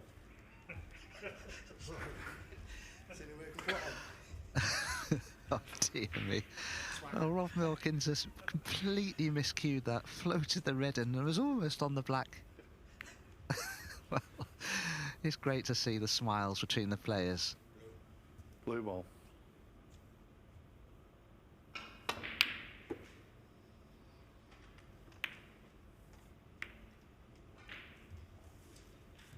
Robert Milkins 1.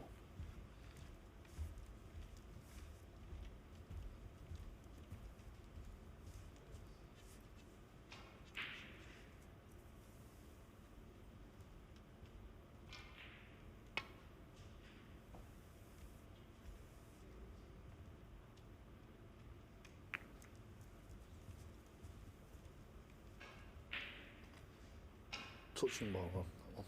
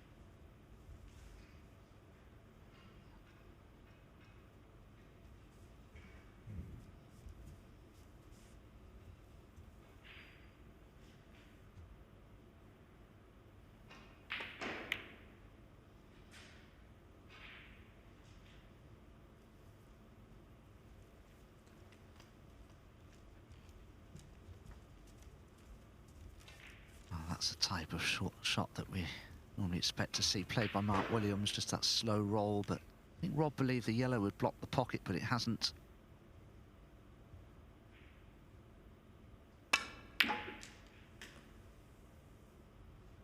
One.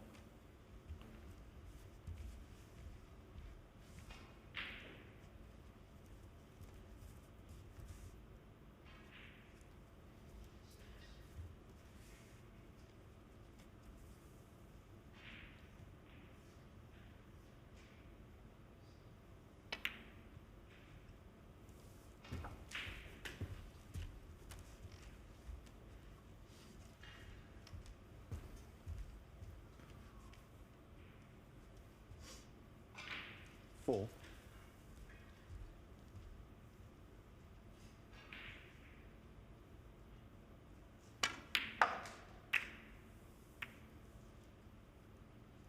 Five.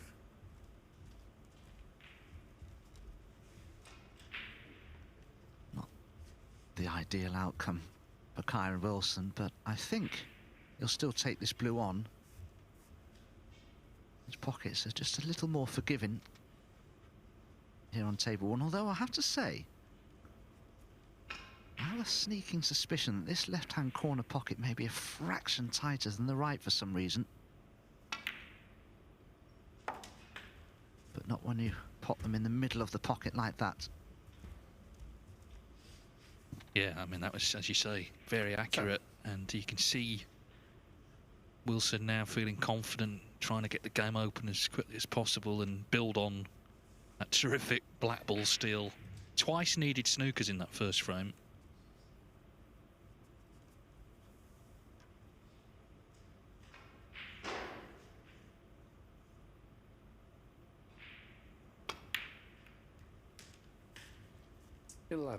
Yeah, a little tut, because he's not on this black.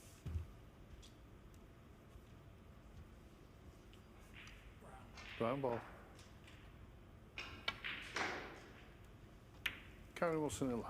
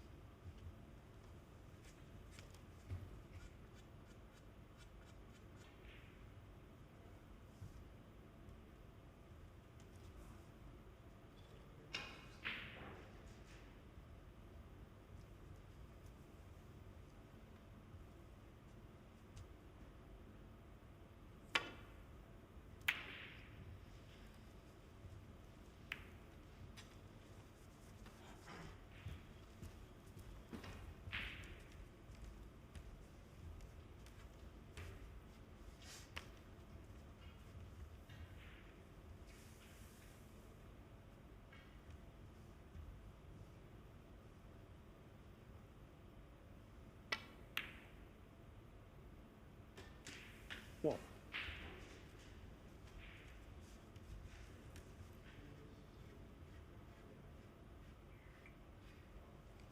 Another good cut back from Kyron, but I think he firmly believed he'd get that cube in behind green and brown, so it wasn't particularly risky from his point of view. Now, does he have a good angle on the blue here?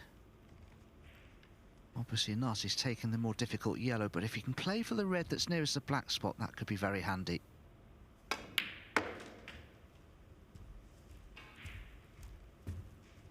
That's just... oh, I was going to say that's just superb, but somehow that cue ball has kept running. Oh, that's very unlucky. It was a super effort.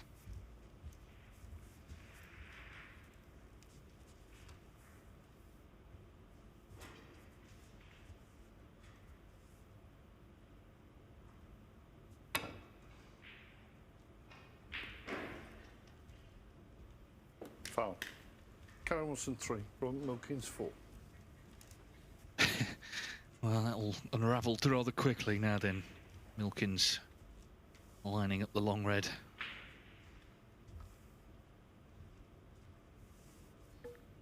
One 0 Chris Wakelin against Ali Carter on table 2. Remember, Matchroom Multisport YouTube channel has all the live coverage there.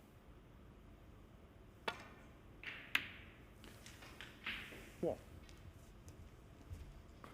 Yeah, it's the first frame that Ali Carter's lost today so far, but it's a great red. Rob Milkins' choice of pink or black here. Wouldn't say has the best angle on either of them, but the black is probably the better. You can take the cube into the bunch if he wishes. Oh, he's missed it, or has he? He has. Milkins 1. Well, you know, it's such a difference in Rob's play now. If he'd have won that first frame, as he will say he should have done, needing a couple of snookers on a couple of occasions, we could have seen a much more confident and a different Robert Milkins, but he's struggling now. Yeah, I think that's absolutely spot on, and That's why it was worth playing on. I mean, you know, it was... He seemed unlikely to win the first frame, Wilson, but as I said at the time, even if he hadn't, he was forcing Milkins to win it. And of course, in the end, he himself did win it. And now, a good scoring opportunity here in frame 2.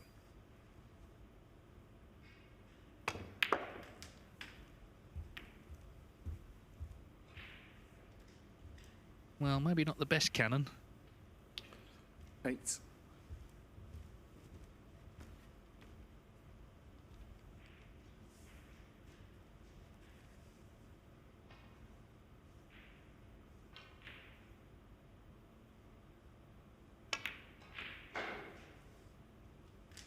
Nine.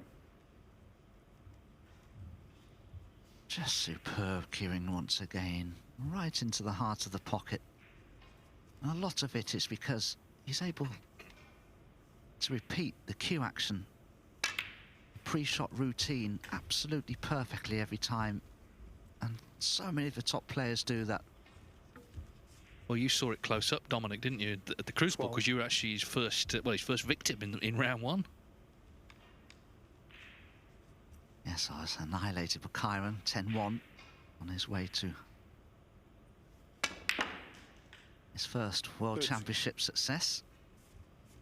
One of what could be 1 or 2 more, because he certainly has the game to beat anybody, Kyron. He believes in what he does, his method, and he plays the game exactly the way it should be played to succeed at the Crucible Theatre. But that has gone astray. Karen Wilson, 13. Become a bit of a scrappy frame in some ways.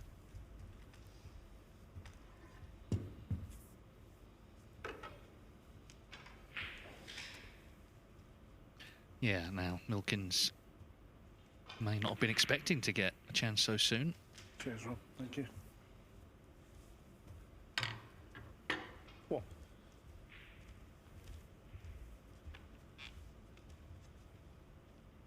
Finished 5th in Group 2 last night to earn a return in this group.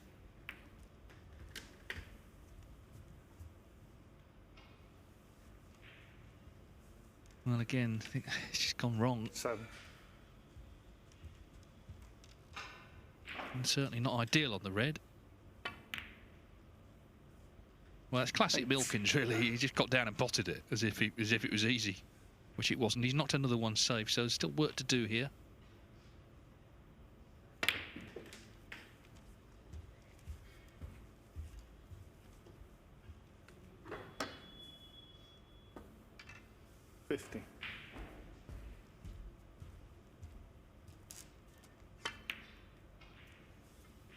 Robert Milkins, 15.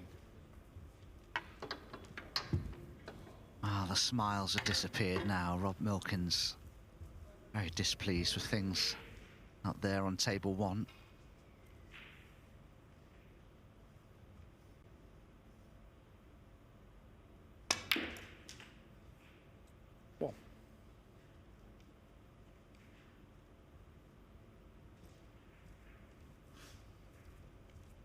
Well, if Kyron could cut the blue in, he has a natural angle for the cue ball to drift across the table towards the 2 reds near the left-hand side cushion.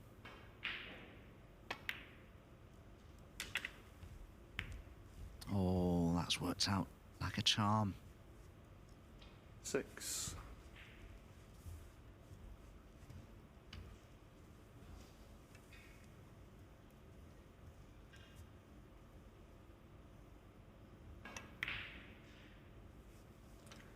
Seven.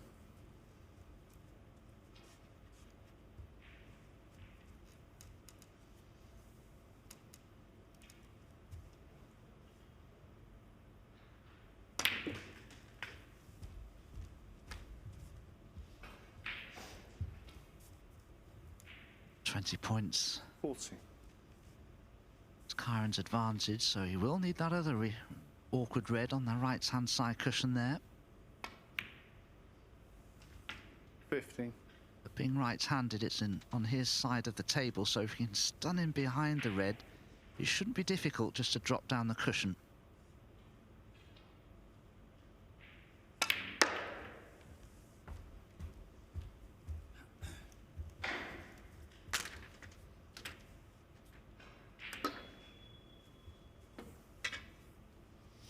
20.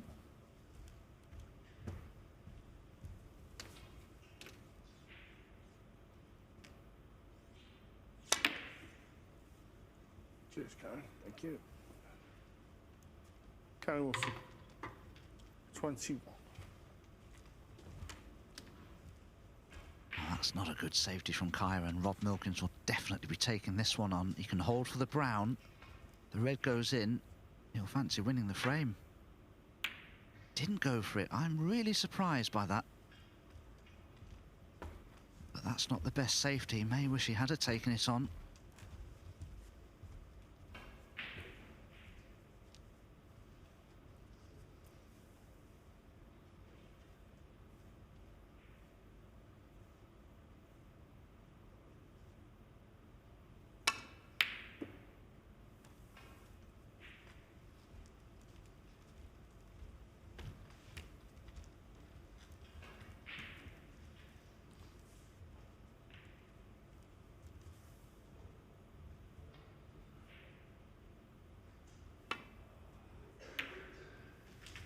One.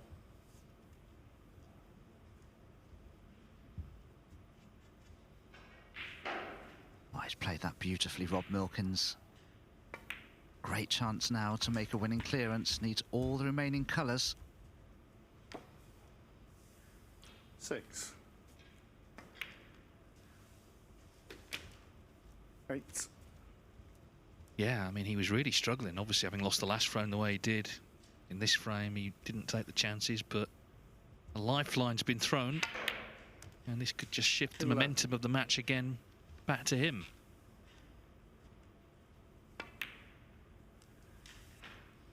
15.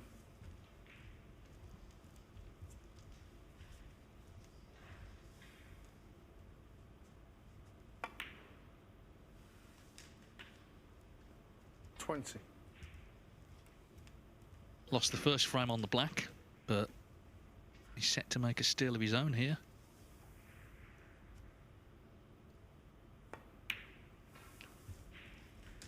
26.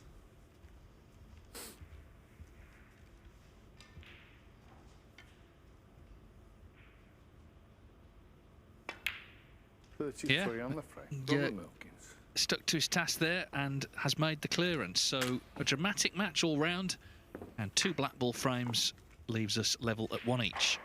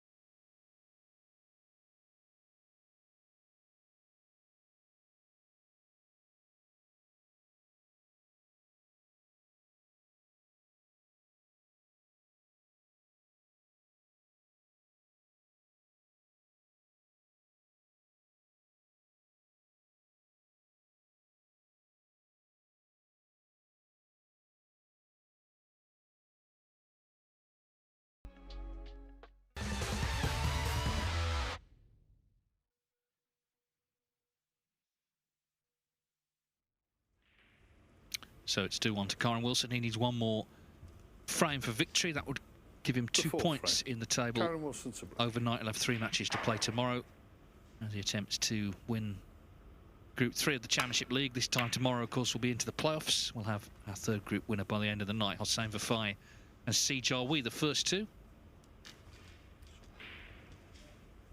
Chris Wakelin is going to be over the line shortly against Ali Carter 3-0, so he's going to go up to 2 points. Join Carter on 2, because Mark Selby already on 3.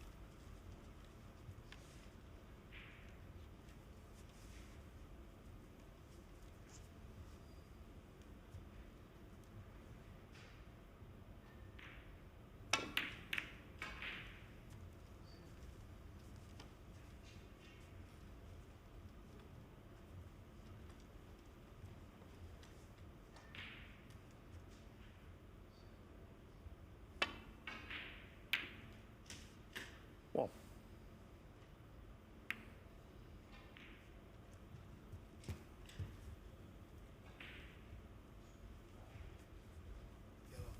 Yellow ball.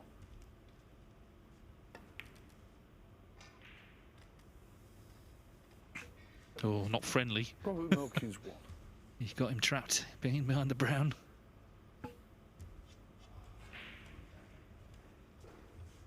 And there are reds in the open here, so this is potentially dangerous. Wakelin has won 3-0. Carter stays on. Play Mark Selby. You can watch that, of course, on the Matchroom Multisport YouTube channel.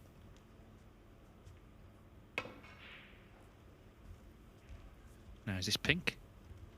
Foul. Yeah. And a miss. Robert Well, I'll Milkins probably go 6, back because he's not left anything on.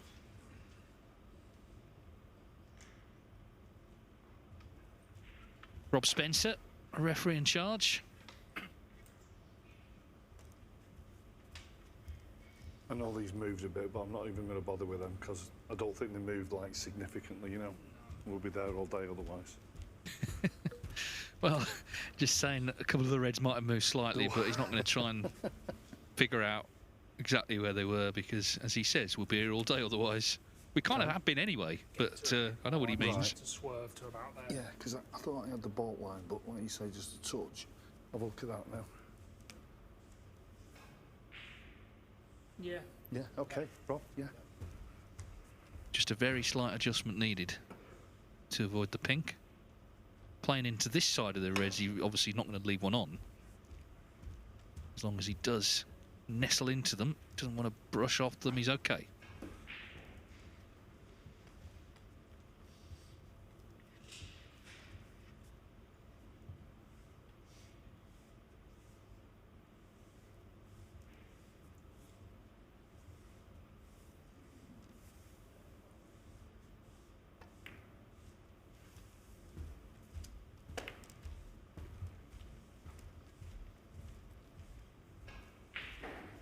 I think there's a gap through to a red here.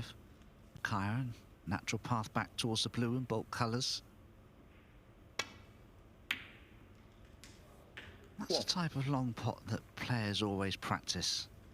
It's a type of long pot that's often left from the break-off shot of your opponent, albeit keeper would be further in bulk probably.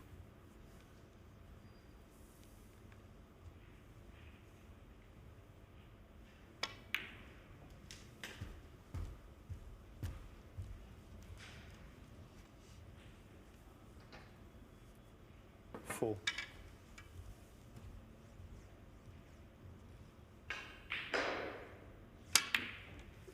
Cheers, Karen, thanks. 5. Has Kyron played for the pink? If so, maybe it's spots occupied. It'll then go on the black spot, which wouldn't be a bad thing.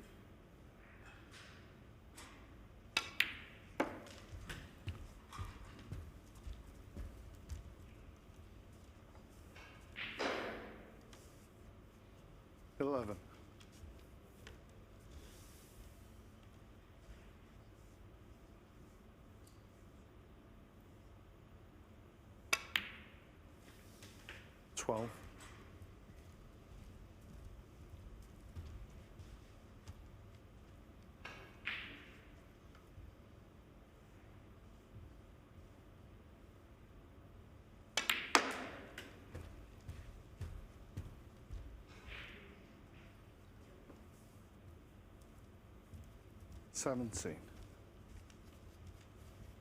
Touching ball.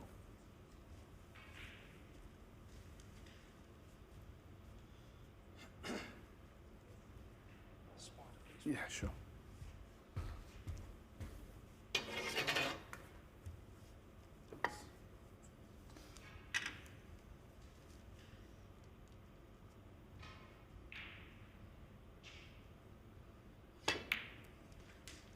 Just can't.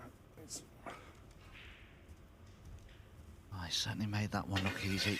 But you notice Kyron had to play that with the bridge rest. It's another thing about these Rasson tables. They always seem to be just a little higher up than the star table. But there is a tolerance in that regard. Height of a billiard table has to be between 2 feet 9 and 2 feet 10.5 from the floor to the face of the cushion.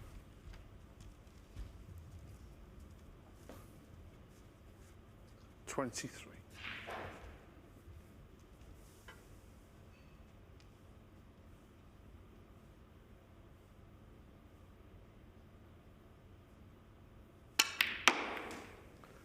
$24.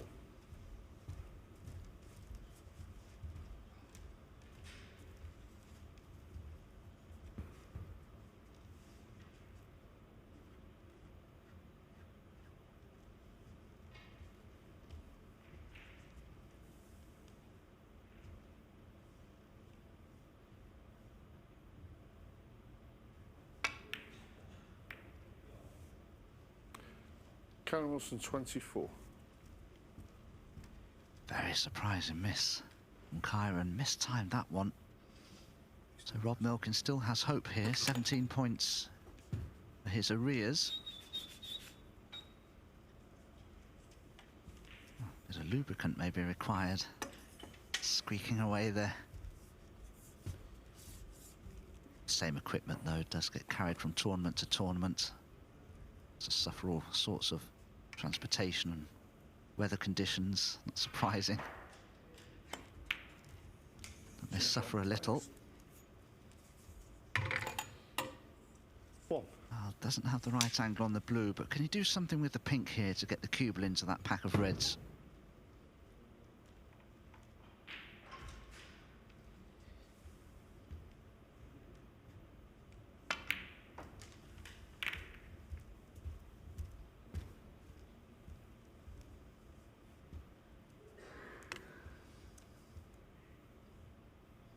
Seven.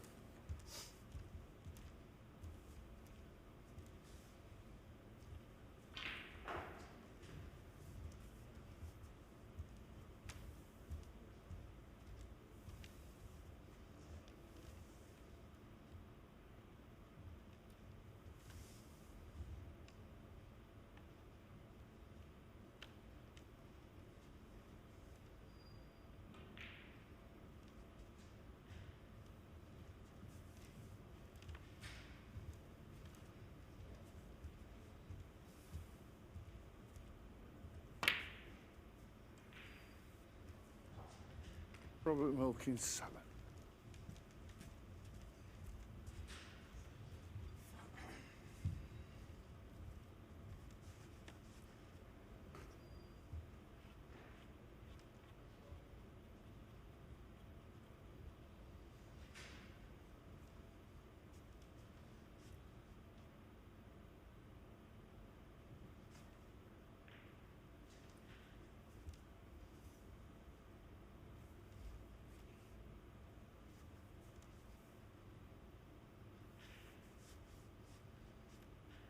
Oh, what's Kyron spotted here?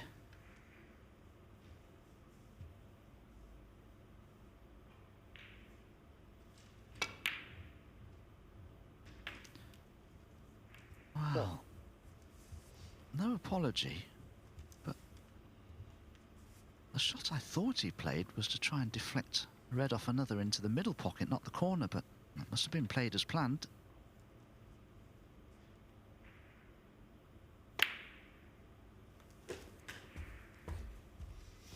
Well, either way, he's given him an opening to get this match won.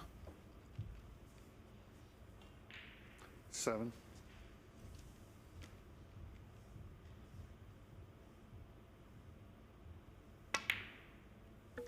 It was quite noticeable 8. that he was here in the summer Championship League, Kyron Wilson. I mean, he could easily have skipped that. No one would have really blamed him.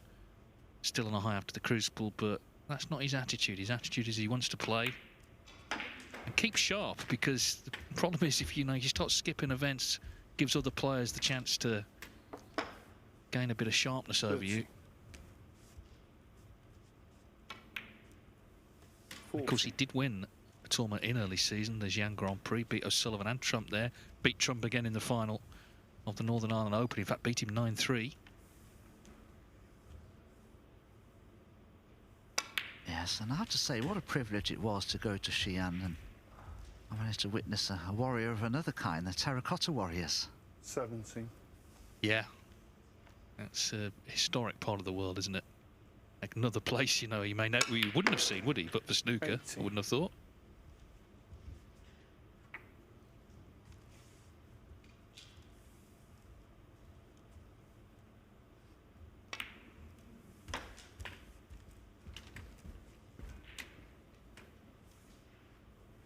$23.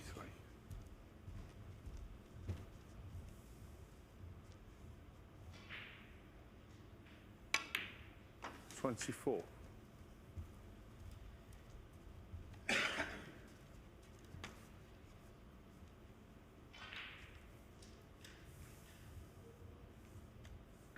37 the lead with the green. So if you could take a red and a pink, then Milkins would need a snooker. 27.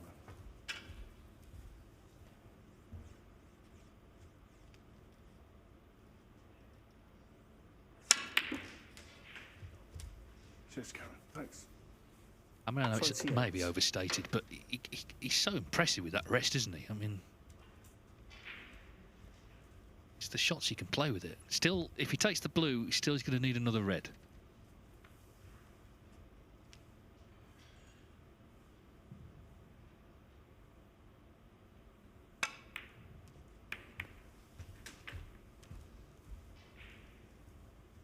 Well, I think he's on this red to the corner pocket. 33. 43 ahead. Mind you, the black's tight to the side cushion, so that wouldn't have been any good for Rob Milkins 34. anyway. And I'm sure he'll have had enough now.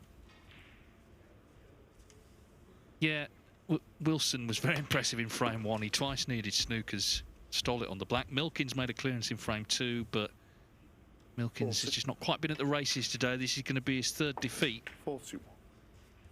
And now struggling in this group. Kyron Wilson very much in the mix, 2 wins out of 3. And he's got 3 matches to play 47. tomorrow. Kyron Wilson, 47. So Kyron Wilson completes Frames victory to the match. by 3 frames to 1 over Robert Milkins, the world champion, in good shape here in Group 3 of the BetVictor Championship League.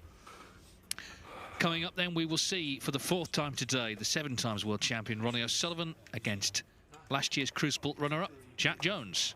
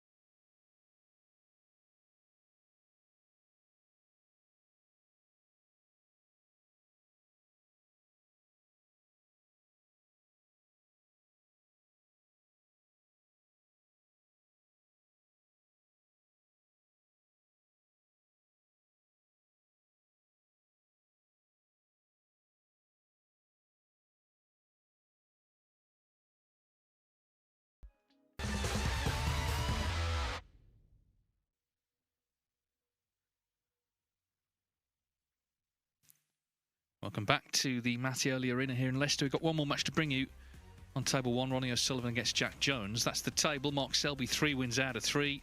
He's currently playing his last match against Ali Carter. Last match of the day, that is. Chris Wakelin, Corin Wilson and Ali Carter all on 2 points. Jack Jones 1 from 2. Ronnie O'Sullivan, though, played 3, lost 3. And the same for Robert Milkins. Played 3, lost 3. Milkins will be back tomorrow. O'Sullivan back shortly to see if he can get at least a point out of the day.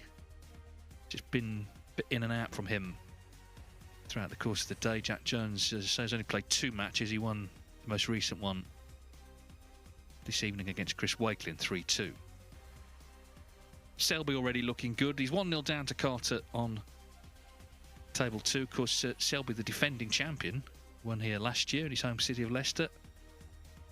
And, well, he's scored heavily today. He's made 4 centuries so far, including a 140 in the deciding frame against O'Sullivan. That's the highest so far, the front runner for the £500 high break prize. As O'Sullivan and Jones make their way into the arena. Well, in fact, that's Rob Spencer carrying Ronnie's cue. It's very decent of him. Didn't think it looked like Ronnie O'Sullivan, actually, but anyway, it's Rob Spencer.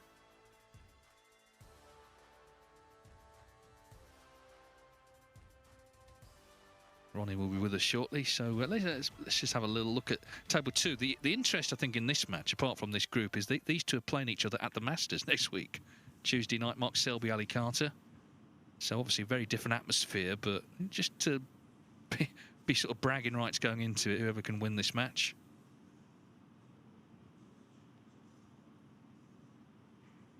If it's anything less than 6-4, I'll feel shortchanged. I can't believe it won't be a battle between those two. Probably 6-5 either way.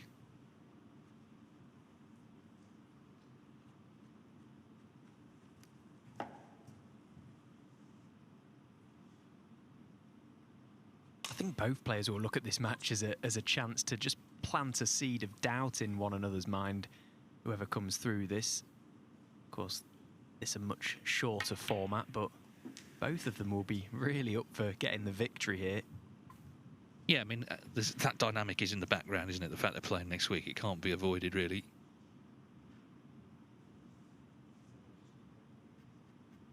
Of course, in this event, I mean, they could easily end up playing each other again tomorrow night, couldn't they, in the playoffs?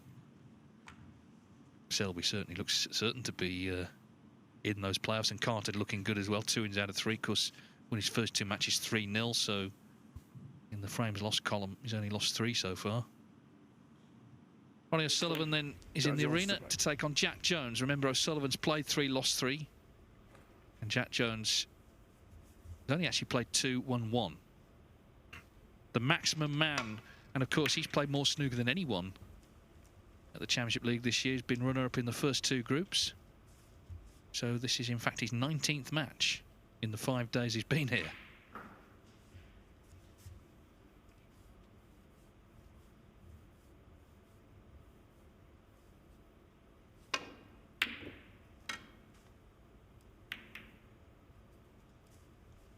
I don't know what's more impressive, the fact that Jack Jones has played 19 matches, or the fact that his partner is up in the Players' Lounge and had to endure 19 matches over the past few days. Long days here at Championship League, and she's heavily pregnant.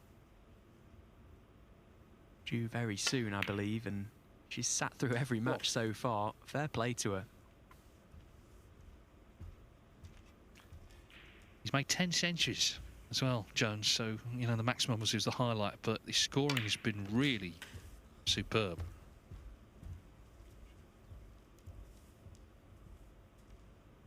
Six.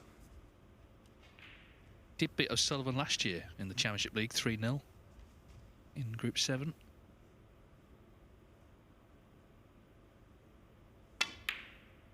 Seven. It was one of those results at the time, it maybe went unnoticed, but of course that was only a few weeks before the World Championship.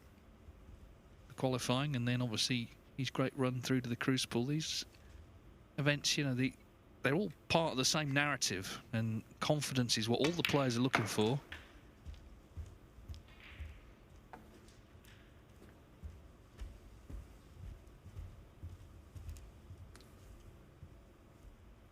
30. Jack's got a great chance here to get more reds into play. He can drop this red in the middle, leave the high angle on the blue. And it's a pretty... 14. It's pretty much a free shot into these reds, with that red being over the green pocket as well. So looking for a fullish contact to the top red.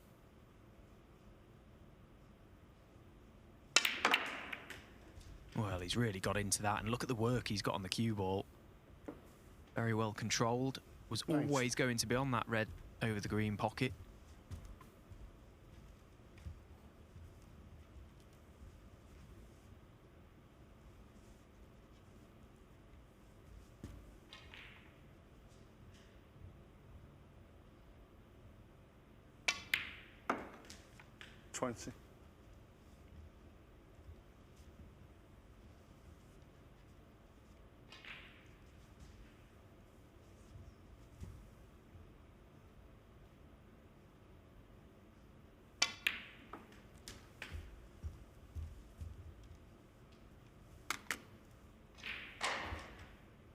Well, he was looking for an angle on either red down this top cushion, and he might have landed pretty straight on both. Can he just force this cue ball out? 2 cushions for the black. Oh, he was fine. 28. Well, already a chance for century number 11 in the Championship League this year for Jack Jones.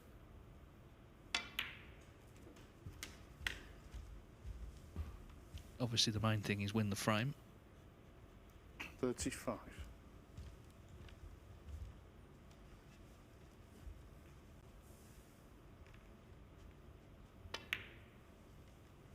36.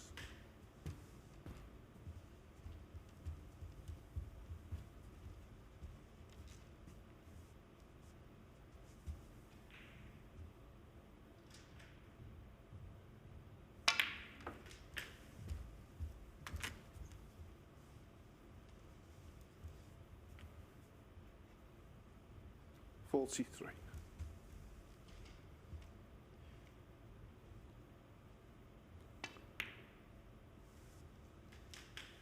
44. Made 29 centuries now this season. He made 18 last season, so obviously the ones he's had here have helped him already beat that total. But it's still, I guess, been a bit of a disappointing campaign in as much as he lost his top 16 place. And of course, at this time of the year with the Masters, that's massive. He won't be there next week. Still, though, chance to be seeded at the Crucible. That's, I suppose, his main aim now for the rest of the season.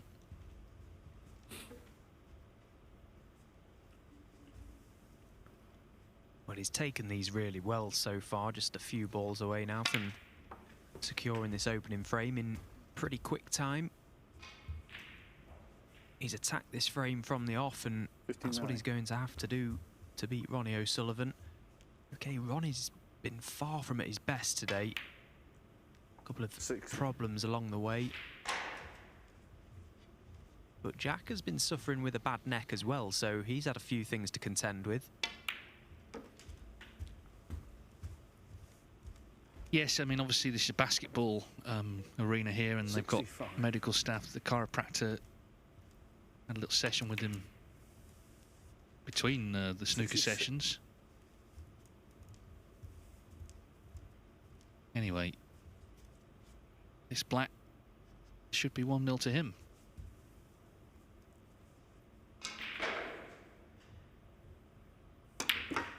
Very impressive start, this.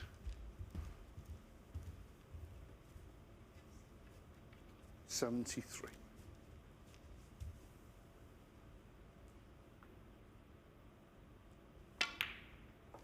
74.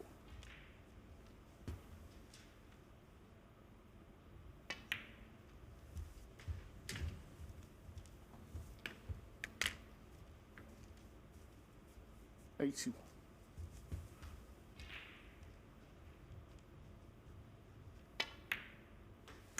82. 88.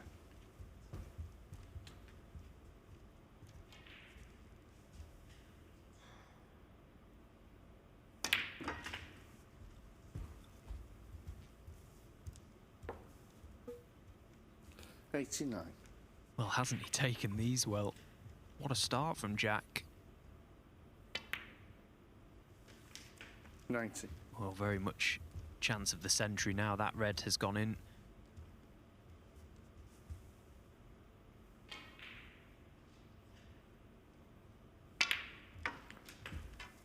Yeah, he went high on the cue ball initially there.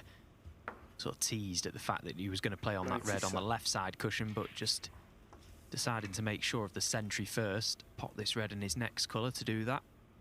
Yeah, and it will be 11 centuries in the 19 matches he's played, but they're short matches, aren't they? You know, they're only best of fives. 98. Pretty remarkable. This is the 5th day he's been here. This rate of scoring that he's keeping up.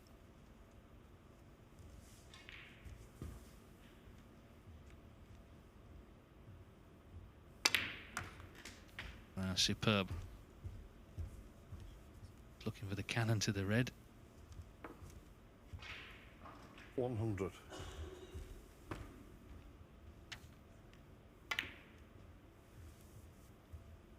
Jack Jones 100. He made his 100th career century the other day. He's now up to 106. He's just making centuries for fun. That's his 11th of the tournament. And he leads Ronnie O'Sullivan already 1-0.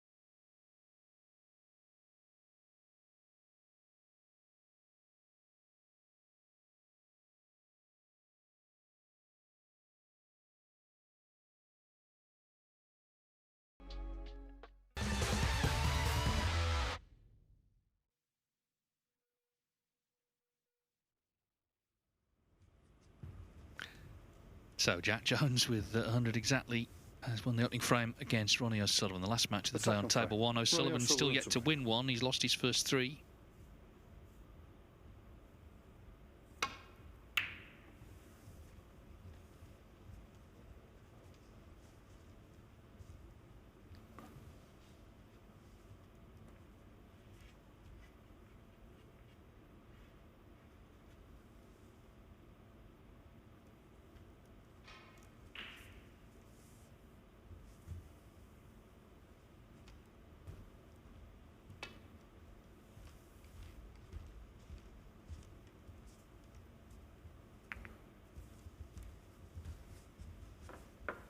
One each, Mark Selby and Ali Carter on table 2.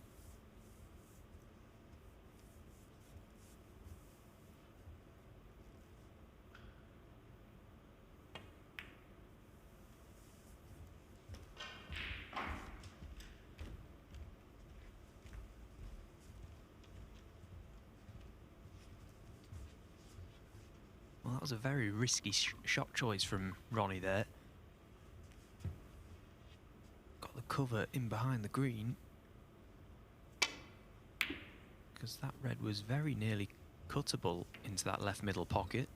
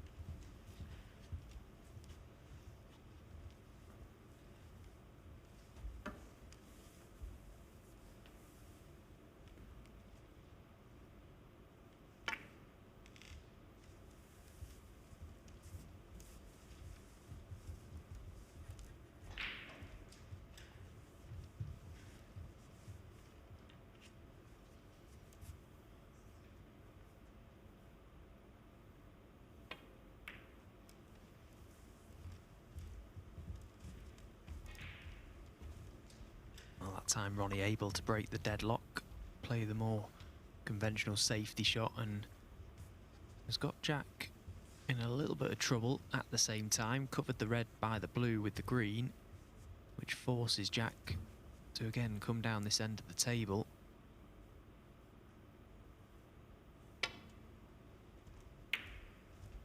He's a very patient player, Jack Jones. He won't be tempted by anything where he doesn't feel there's much value in it. Happy to play the patient game.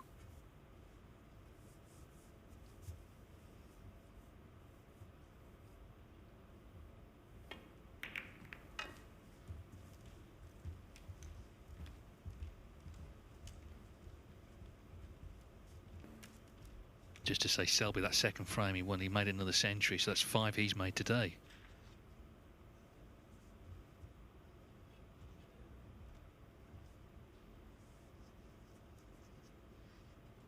Some of the guys that sort of travelled over Christmas, did exhibitions. Selby was at home. He said he did have a little knock over the New Year just to get himself into shape for the second half of the season.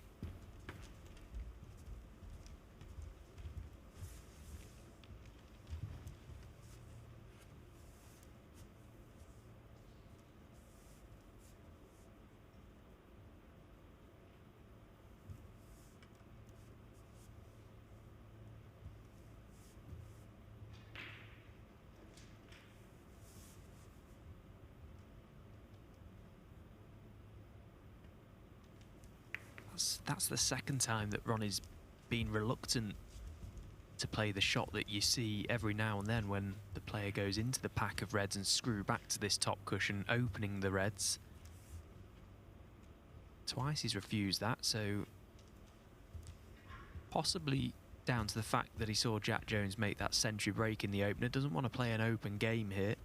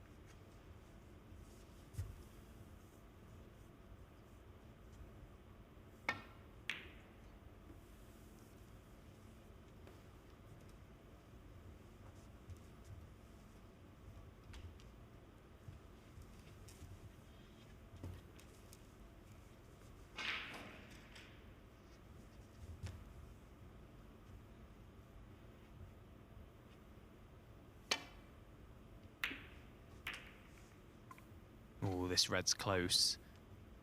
It's all the way. What?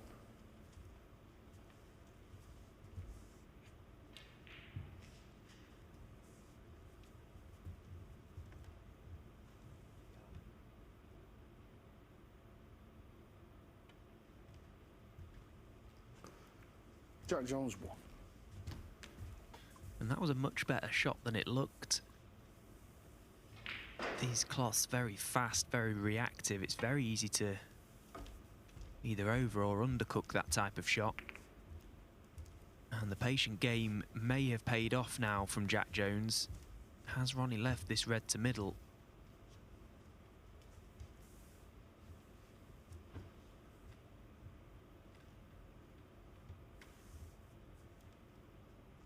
Oh, surely he can see this red. Ronnie will be very fortunate if Jack can't pot this.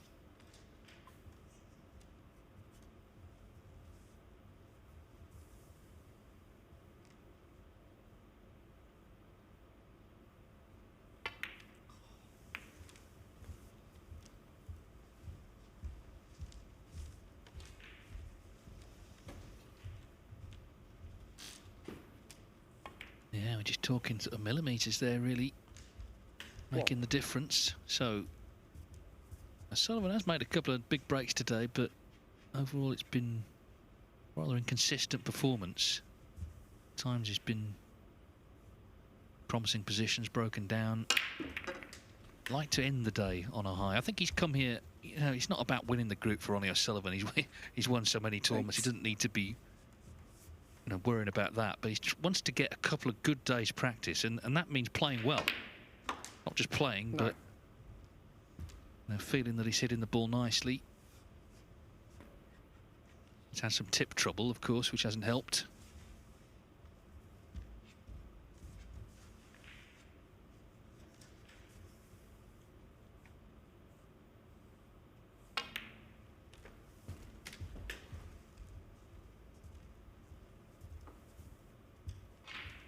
$30.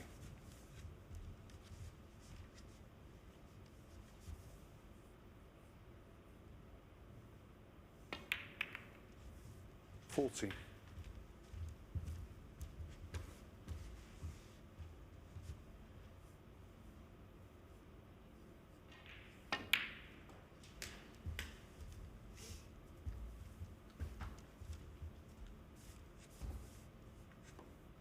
21.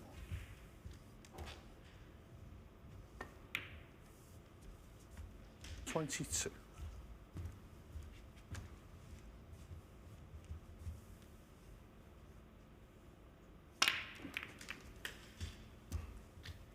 Again, just taking the option to go into the reds one more time. 29. Just get a few more balls moving. It was all kind of covering one another there, so took the opportunity to play that shot at that moment, and it's worked out fine. So, well, he's lost the cue ball.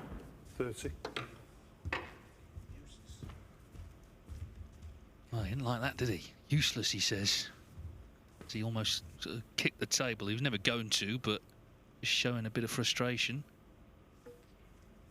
Because, as I say, he's come here, you know, for practice, to try and find something ahead of the Masters, and it's just not quite happening for him. 30.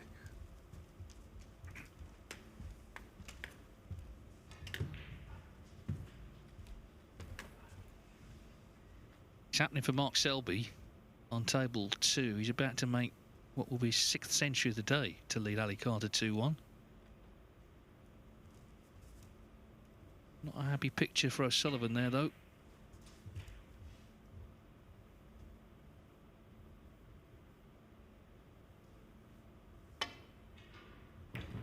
Yeah, and it's that exact type of shot that he just broke down on there, Ronnie, that has just been costing him today. Those little touch shots.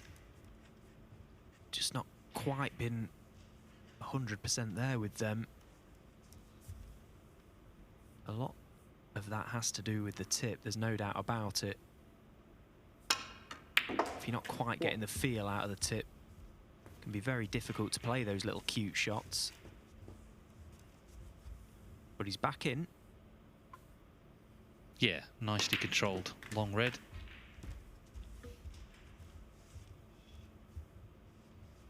Eight.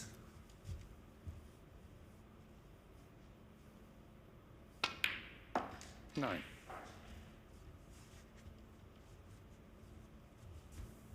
O'Sullivan yet to appear in a final this season.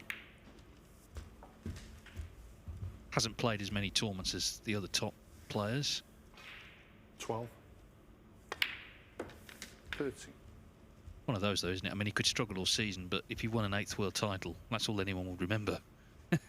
Quite understandably, that would, of course, be a new record set.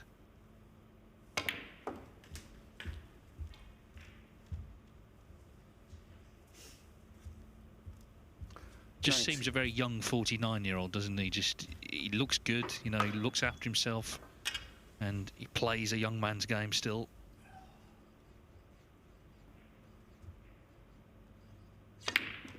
$20.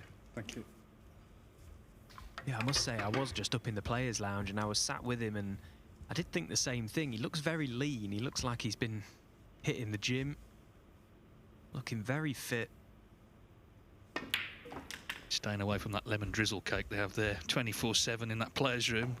Can't say the same for myself. 27. 28. Anyway, despite that mishap along the way, this is frame ball for one each.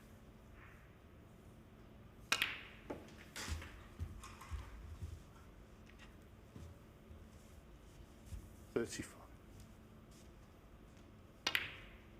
36.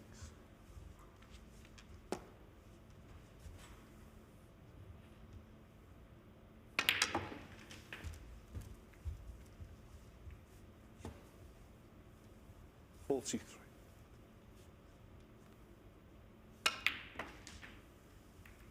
44.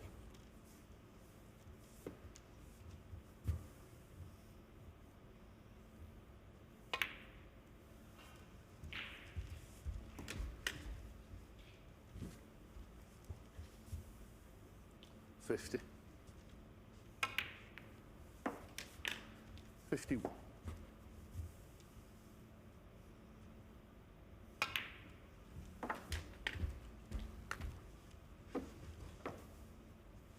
57. 58.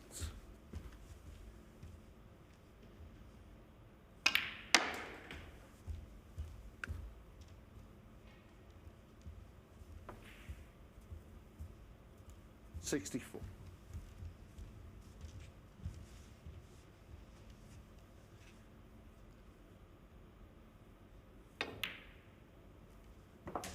66. Well, in the end, it's been a lovely break. Bearing in mind, when he broke down initially, he called himself useless. This has been anything but from the first red. 69.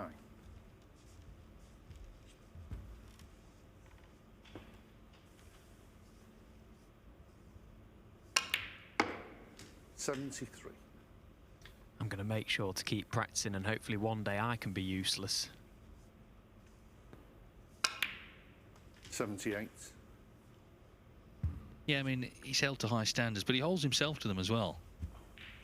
Never quite been satisfied. But that's pushed him on to keep working, to keep practicing, 84. to look for new ways. He's with Lee Walker at the moment as a coach and working on Lee's sort of ideas. So as I say, despite that mishap, the frame is his. Ronnie O'Sullivan levels up with Jack Jones at one each.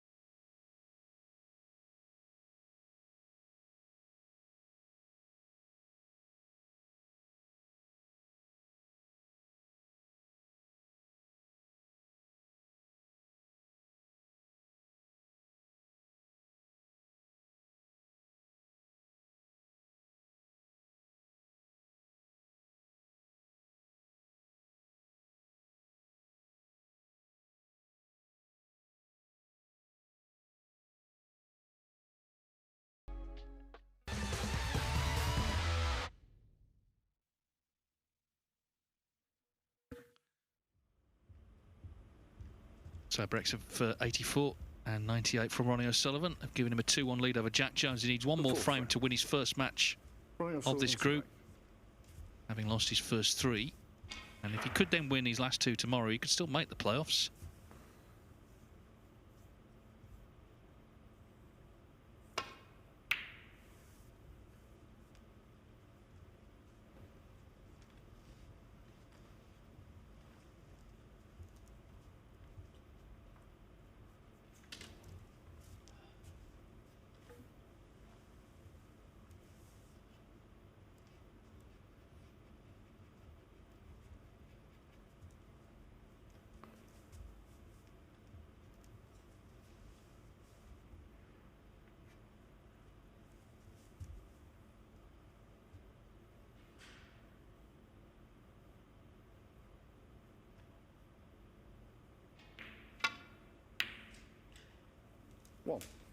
Well, he needed something, Jack Jones, and that might just be that something, but the cue ball needed to travel on a touch more. What a brilliant pot that was from right underneath the baulk cushion. He was up and down, he didn't look too comfortable. But importantly, the red went in, and he's followed it up with a good pot on the black. That was super thin and very missable. 8.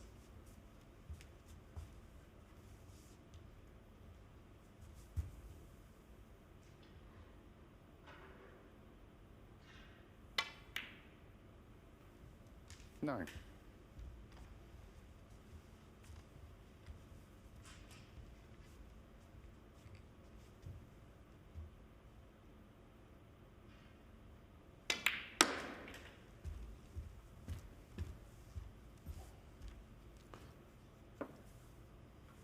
$40.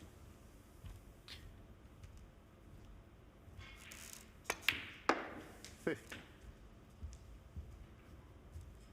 Well, he's got 2 or 3 loose reds in open play to work off here, but he would like to get into that pack at some point while some loose reds are still in the open, just to maximise his chances of landing. But he might have left himself a low angle on this black to play that pack split now, but he's too straight.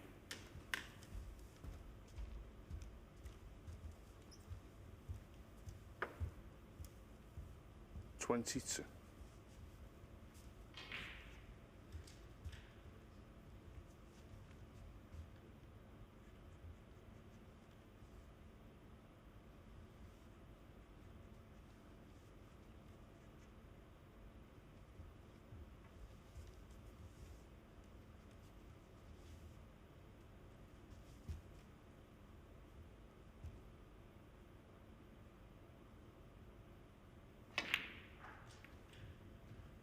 Jack Jones, 22.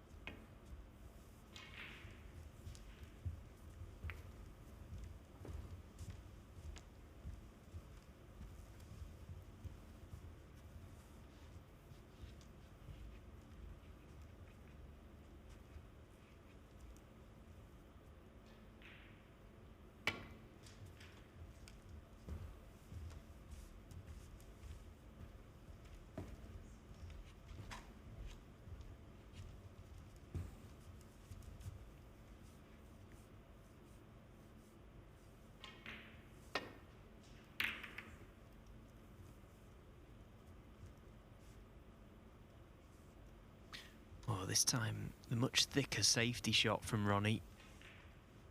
trying to put Jack under pressure. Very nearly fluked one to the right corner. And he most certainly has left a pot on for Jack.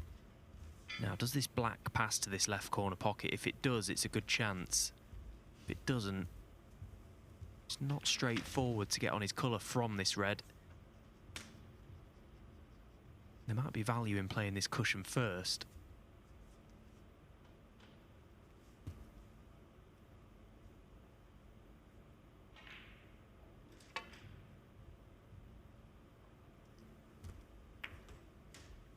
One.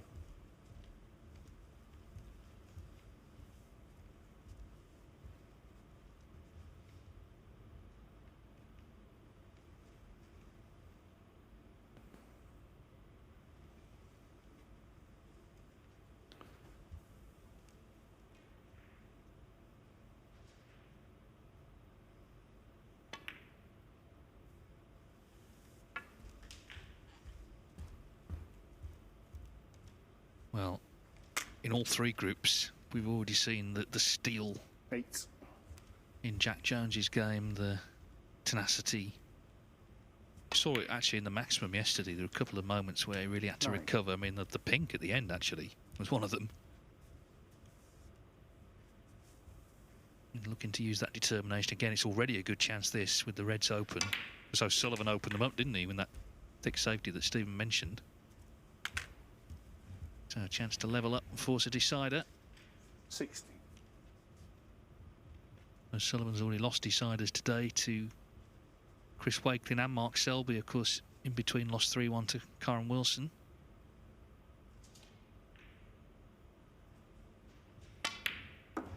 Selby, by the way, is about to beat Ali Carter 3-1. So that's 4 wins out of 4 for the local man. Mark Selby already looking like the man to beat in this group. Of course, he won the title last year. Ended with a break of 68. He's had 6 centuries today, Selby. And he is top overnight. 4 points, 4 wins out of 4.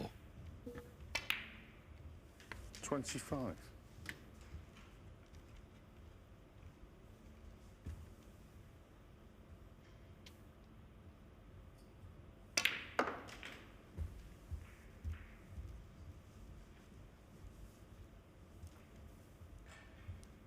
$32.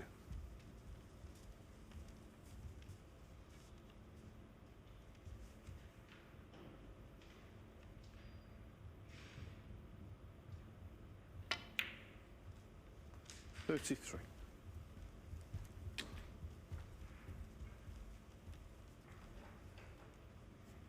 So going along nicely here, Jack. Couple of visits and already finds himself 60 points in front when this blue disappears.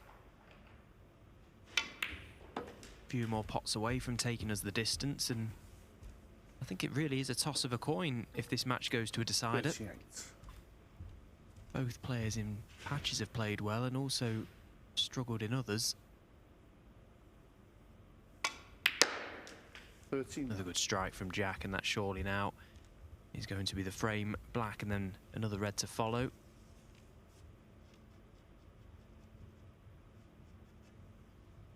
As you said earlier, Dave, I don't think it will bother Ronnie too much, the results here. It's more about the performance, and you also mentioned how much of a perfectionist he is, holds himself in very high regards, and that's pretty much exactly what he's after, some good performances.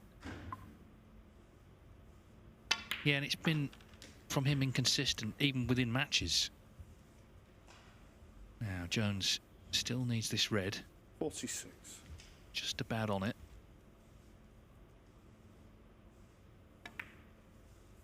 Yeah, I mean, even this match, O'Sullivan's made 2 nice breaks, but maybe that he doesn't ultimately get the win. We'll see. He needs 1 snooker right now. The black surely going to put Jones over the line and set up a deciding frame finish. Not there, though. Jones. So 1 snooker 47. needed.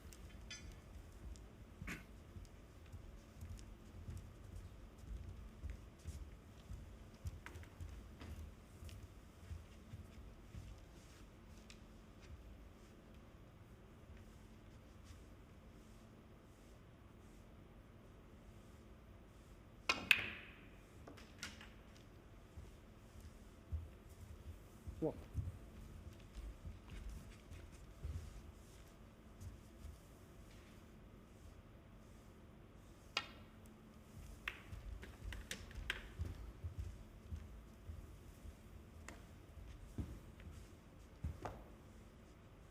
Eight.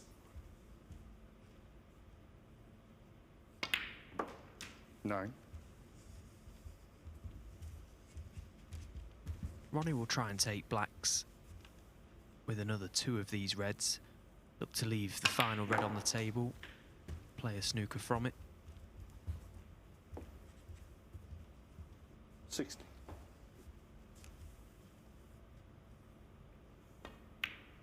It's good to see him 17. carrying on here for snookers, actually, because over the years, sometimes he's just thrown the towel in when it's snookers required, but I think he's using this as valuable table time, if anything, just to continue getting used to this new tip.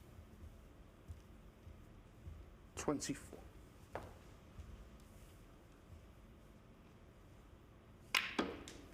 25. And a decision will be made very soon by Ronnie as to whether to keep this tip on for the Masters. He doesn't necessarily want to leave it too long before making that decision, so that may come tonight. At least then he can reflect on a day's play and make that decision with a clearer mind. 32. Didn't get the snooker this time.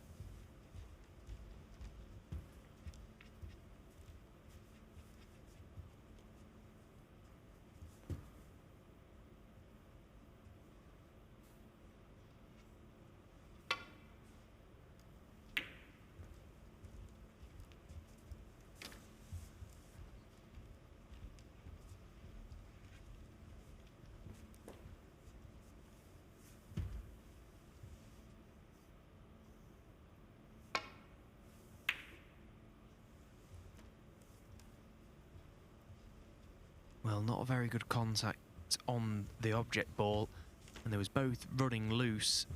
Now, does this red pass the green?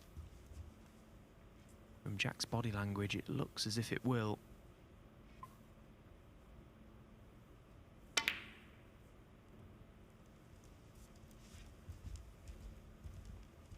Well, it clearly did, and he got nowhere near it in the end.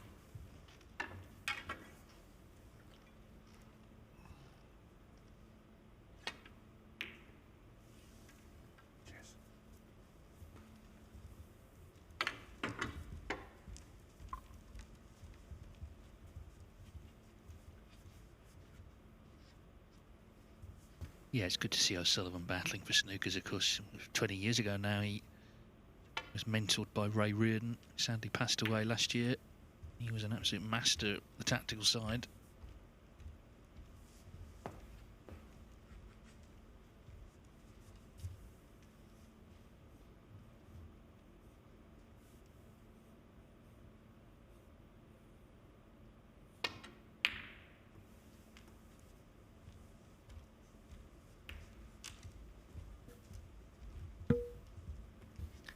Well, chance for Jack to maybe lay a snooker himself here in behind this red. Try and catch as much of the red as possible.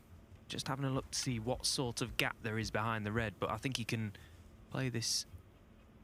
Trace a right-hand side on the cue ball, send the red back down towards the black, hold the cue ball where the red is. That's what he's tried. He's just caught a little less of the red than he would have liked, and look at what has happened.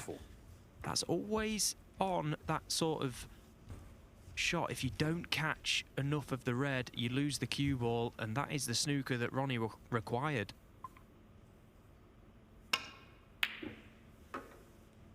But doesn't pot the red. What a chance that was to make a winning clearance, and he's annoyed. Look at that. He can't bring himself to leave the table.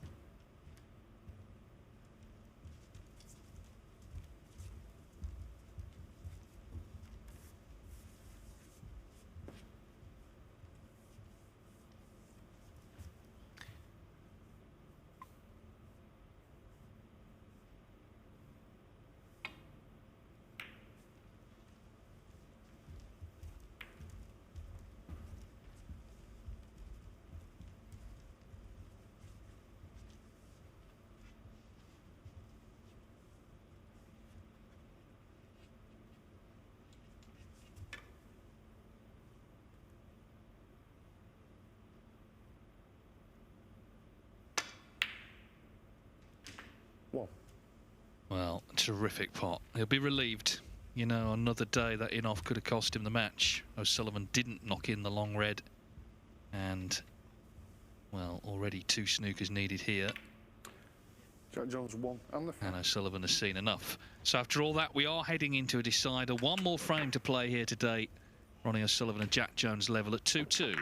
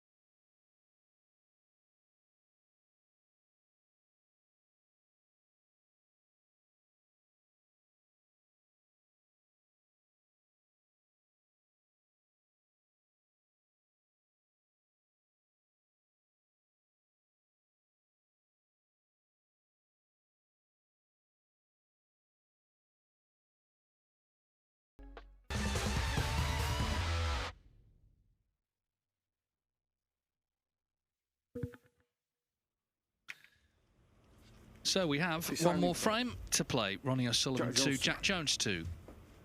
And a reminder, O'Sullivan's played 3, lost 3. Jones has played 2, won 1, lost 1. So certainly if O'Sullivan lost this, then he will not be contesting the playoffs tomorrow night. A victory and still a chance with a better day tomorrow of making the top 4. Mark Selby will be there. He's won 4 out of 4. He's top over in like 6 centuries today. Terrific all-round performance, including the highest break, 140 in that decider against O'Sullivan earlier.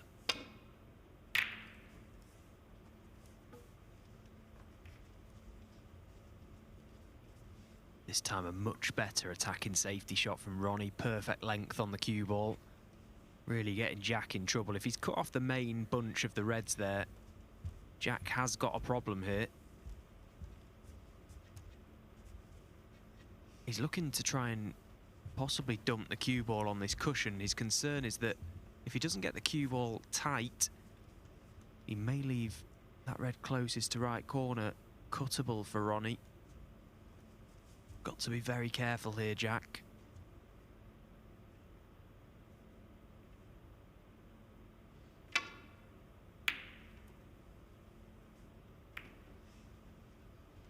Well, he found a path to try and get that cue ball back to baulk. It's a little shy of pace, as he left one potable for Ronnie. At first glance, it would seem not.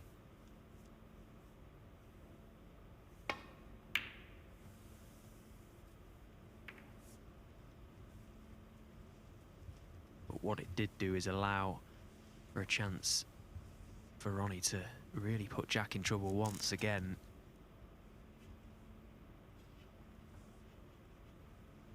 All the traffic is down this right side of the table, so Jack trying to swing the cue ball round the back of the reds. Oh, he's found a pot. It just passed, and that's a brilliant strike from Jack. 1.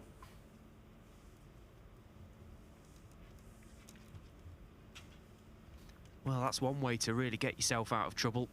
Pot your way out of trouble.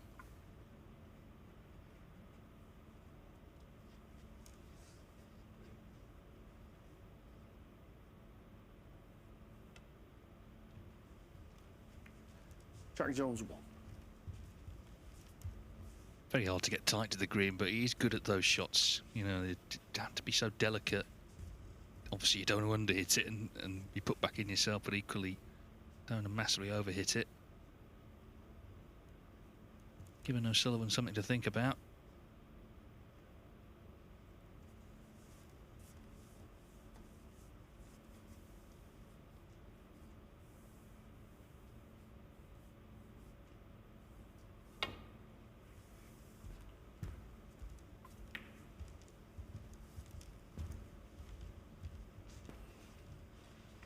Well, he's left this red to left corner for Jack, and if he's got a little bit of an angle, ideally just slightly low of the red, he can pot this and play for the black.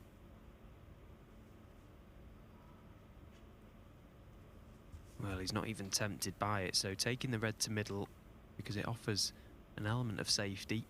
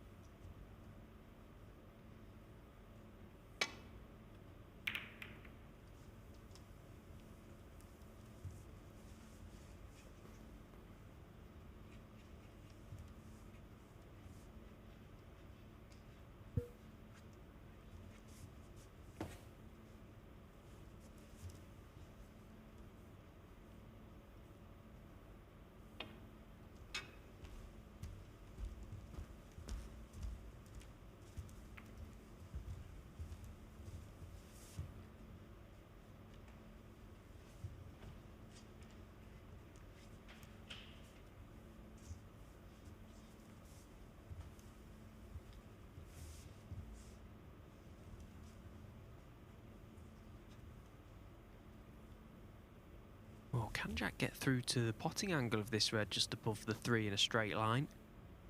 Very tight. He felt he could, and he could. One. Well, that's a brilliant shot, because that was a very, very tough pot. But in getting it, has presented himself with a half-decent scoring chance here.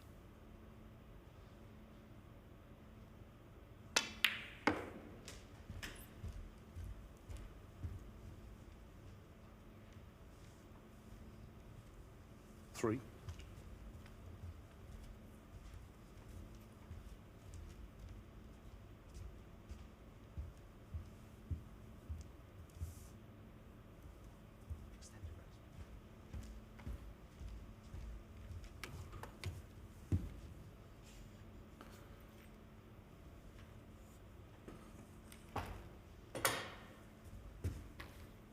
Now, can he just drop this red in and hold for the black and leave himself just a slight angle low to then push one of those reds away from directly above the black spot? That would really open things up. Thank you. No, he's possibly just landed a little straight or high on the black, so may not be able to do that here.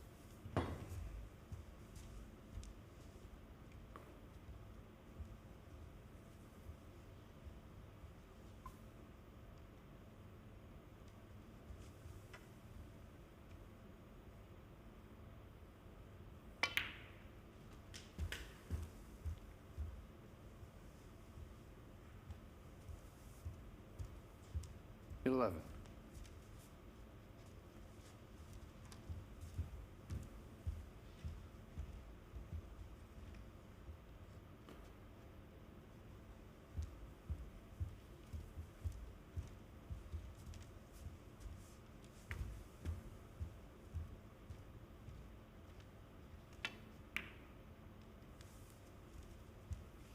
Well, it's a definite chance, and we know how well he's scored. He's made 11 centuries in the tournament, including one in this match. First frame, 100 exactly.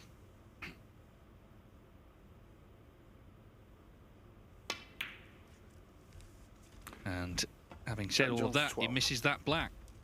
That was unexpected. But there's always a different feel about a decider, I think.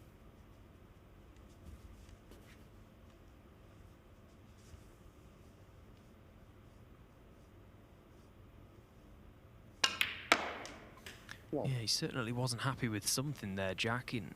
He was a long, long way away from potting that black as well, so that was a massive mistake. Because he was just going well. He managed to pot the red right in amongst the pack, which released another couple more, so big chance possibly missed. Now, what can Ronnie do? 8. He's really got 40 points guaranteed here. Just keeps a close white around the black spot. As he pots one red, it will release another, so this really is a great match-winning chance that's come from nowhere, really. 60. 70.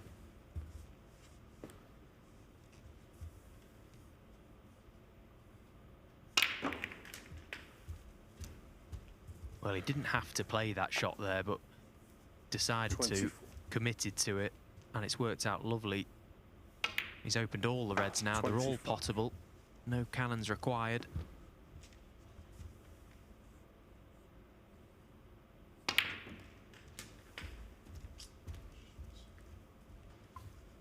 Yeah, chance to end the day on a high at least, having lost his first 3 matches. Been a mixed bag from him. But we all know there's always something special in there. And if you can bring it out for a sustained spell, you can still, of course, win any tournament. You maybe haven't seen it in terms of sustained spells that often this season.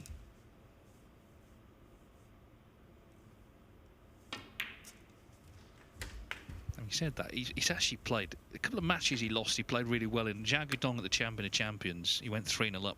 40. Zhao didn't pot a ball, but he was superb in turning that round. And the UK Championship as well, 4-2 up on Barry Hawkins. You know, he's playing good stuff, and Barry 40. raised his game. Took the game to O'Sullivan, which is what you have to do.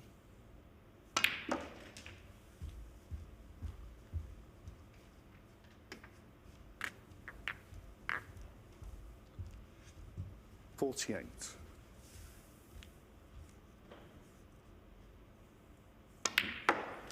49.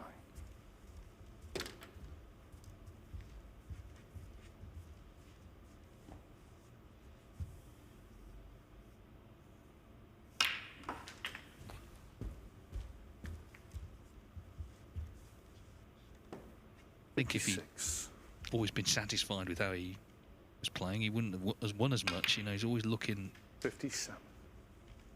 to master the game. It's very hard to do that because it's a very hard game, but he's come closer, I guess, than anyone has over the years.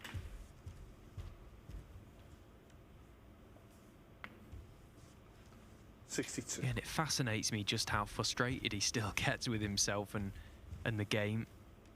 And it just goes to show how much he still wants to win and how much pride he still takes in his performance. Well, he should have won this match. Snooker's needed, so Jack Jones missed that black unexpectedly. It's been costly, and it means O'Sullivan will 65. finally take his first point of the day. 66.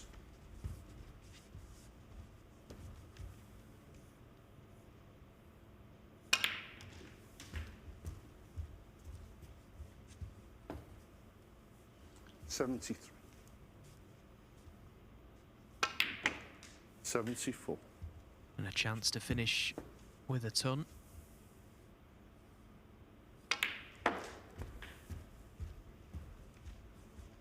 Yeah, I mean, for all that he's sort of supposedly struggled, it would be his 79. third of the day. Thing with Ronnie O'Sullivan, he's held to high standards. He holds himself to them 81. because he's capable of high standards.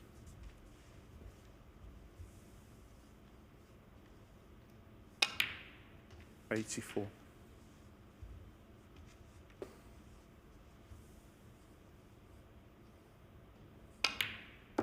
88.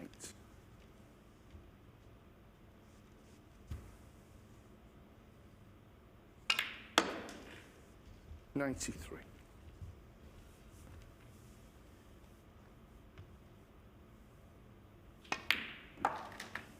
99. Well, it's a bit of a grandstand finish, this. Can he knock the black in for the ton?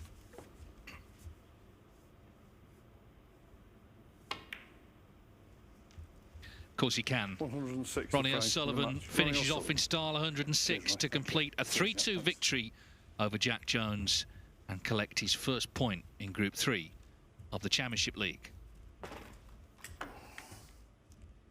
And that concludes a fascinating day, and this is how it all stacks up. Mark Selby, 6 centuries he made today, 4 points out of 4 wins for Selby.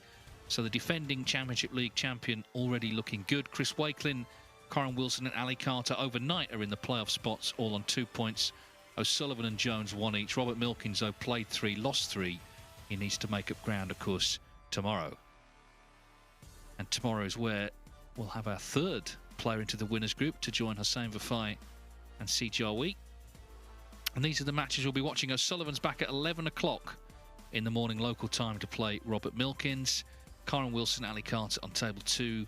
And it all builds up, of course, to the playoffs, the 2 semi-finals. The final will be here on table 1 tomorrow night. So looking forward to that. Thanks for your company today. We'll do it all again on Thursday. For now, though, it's good night.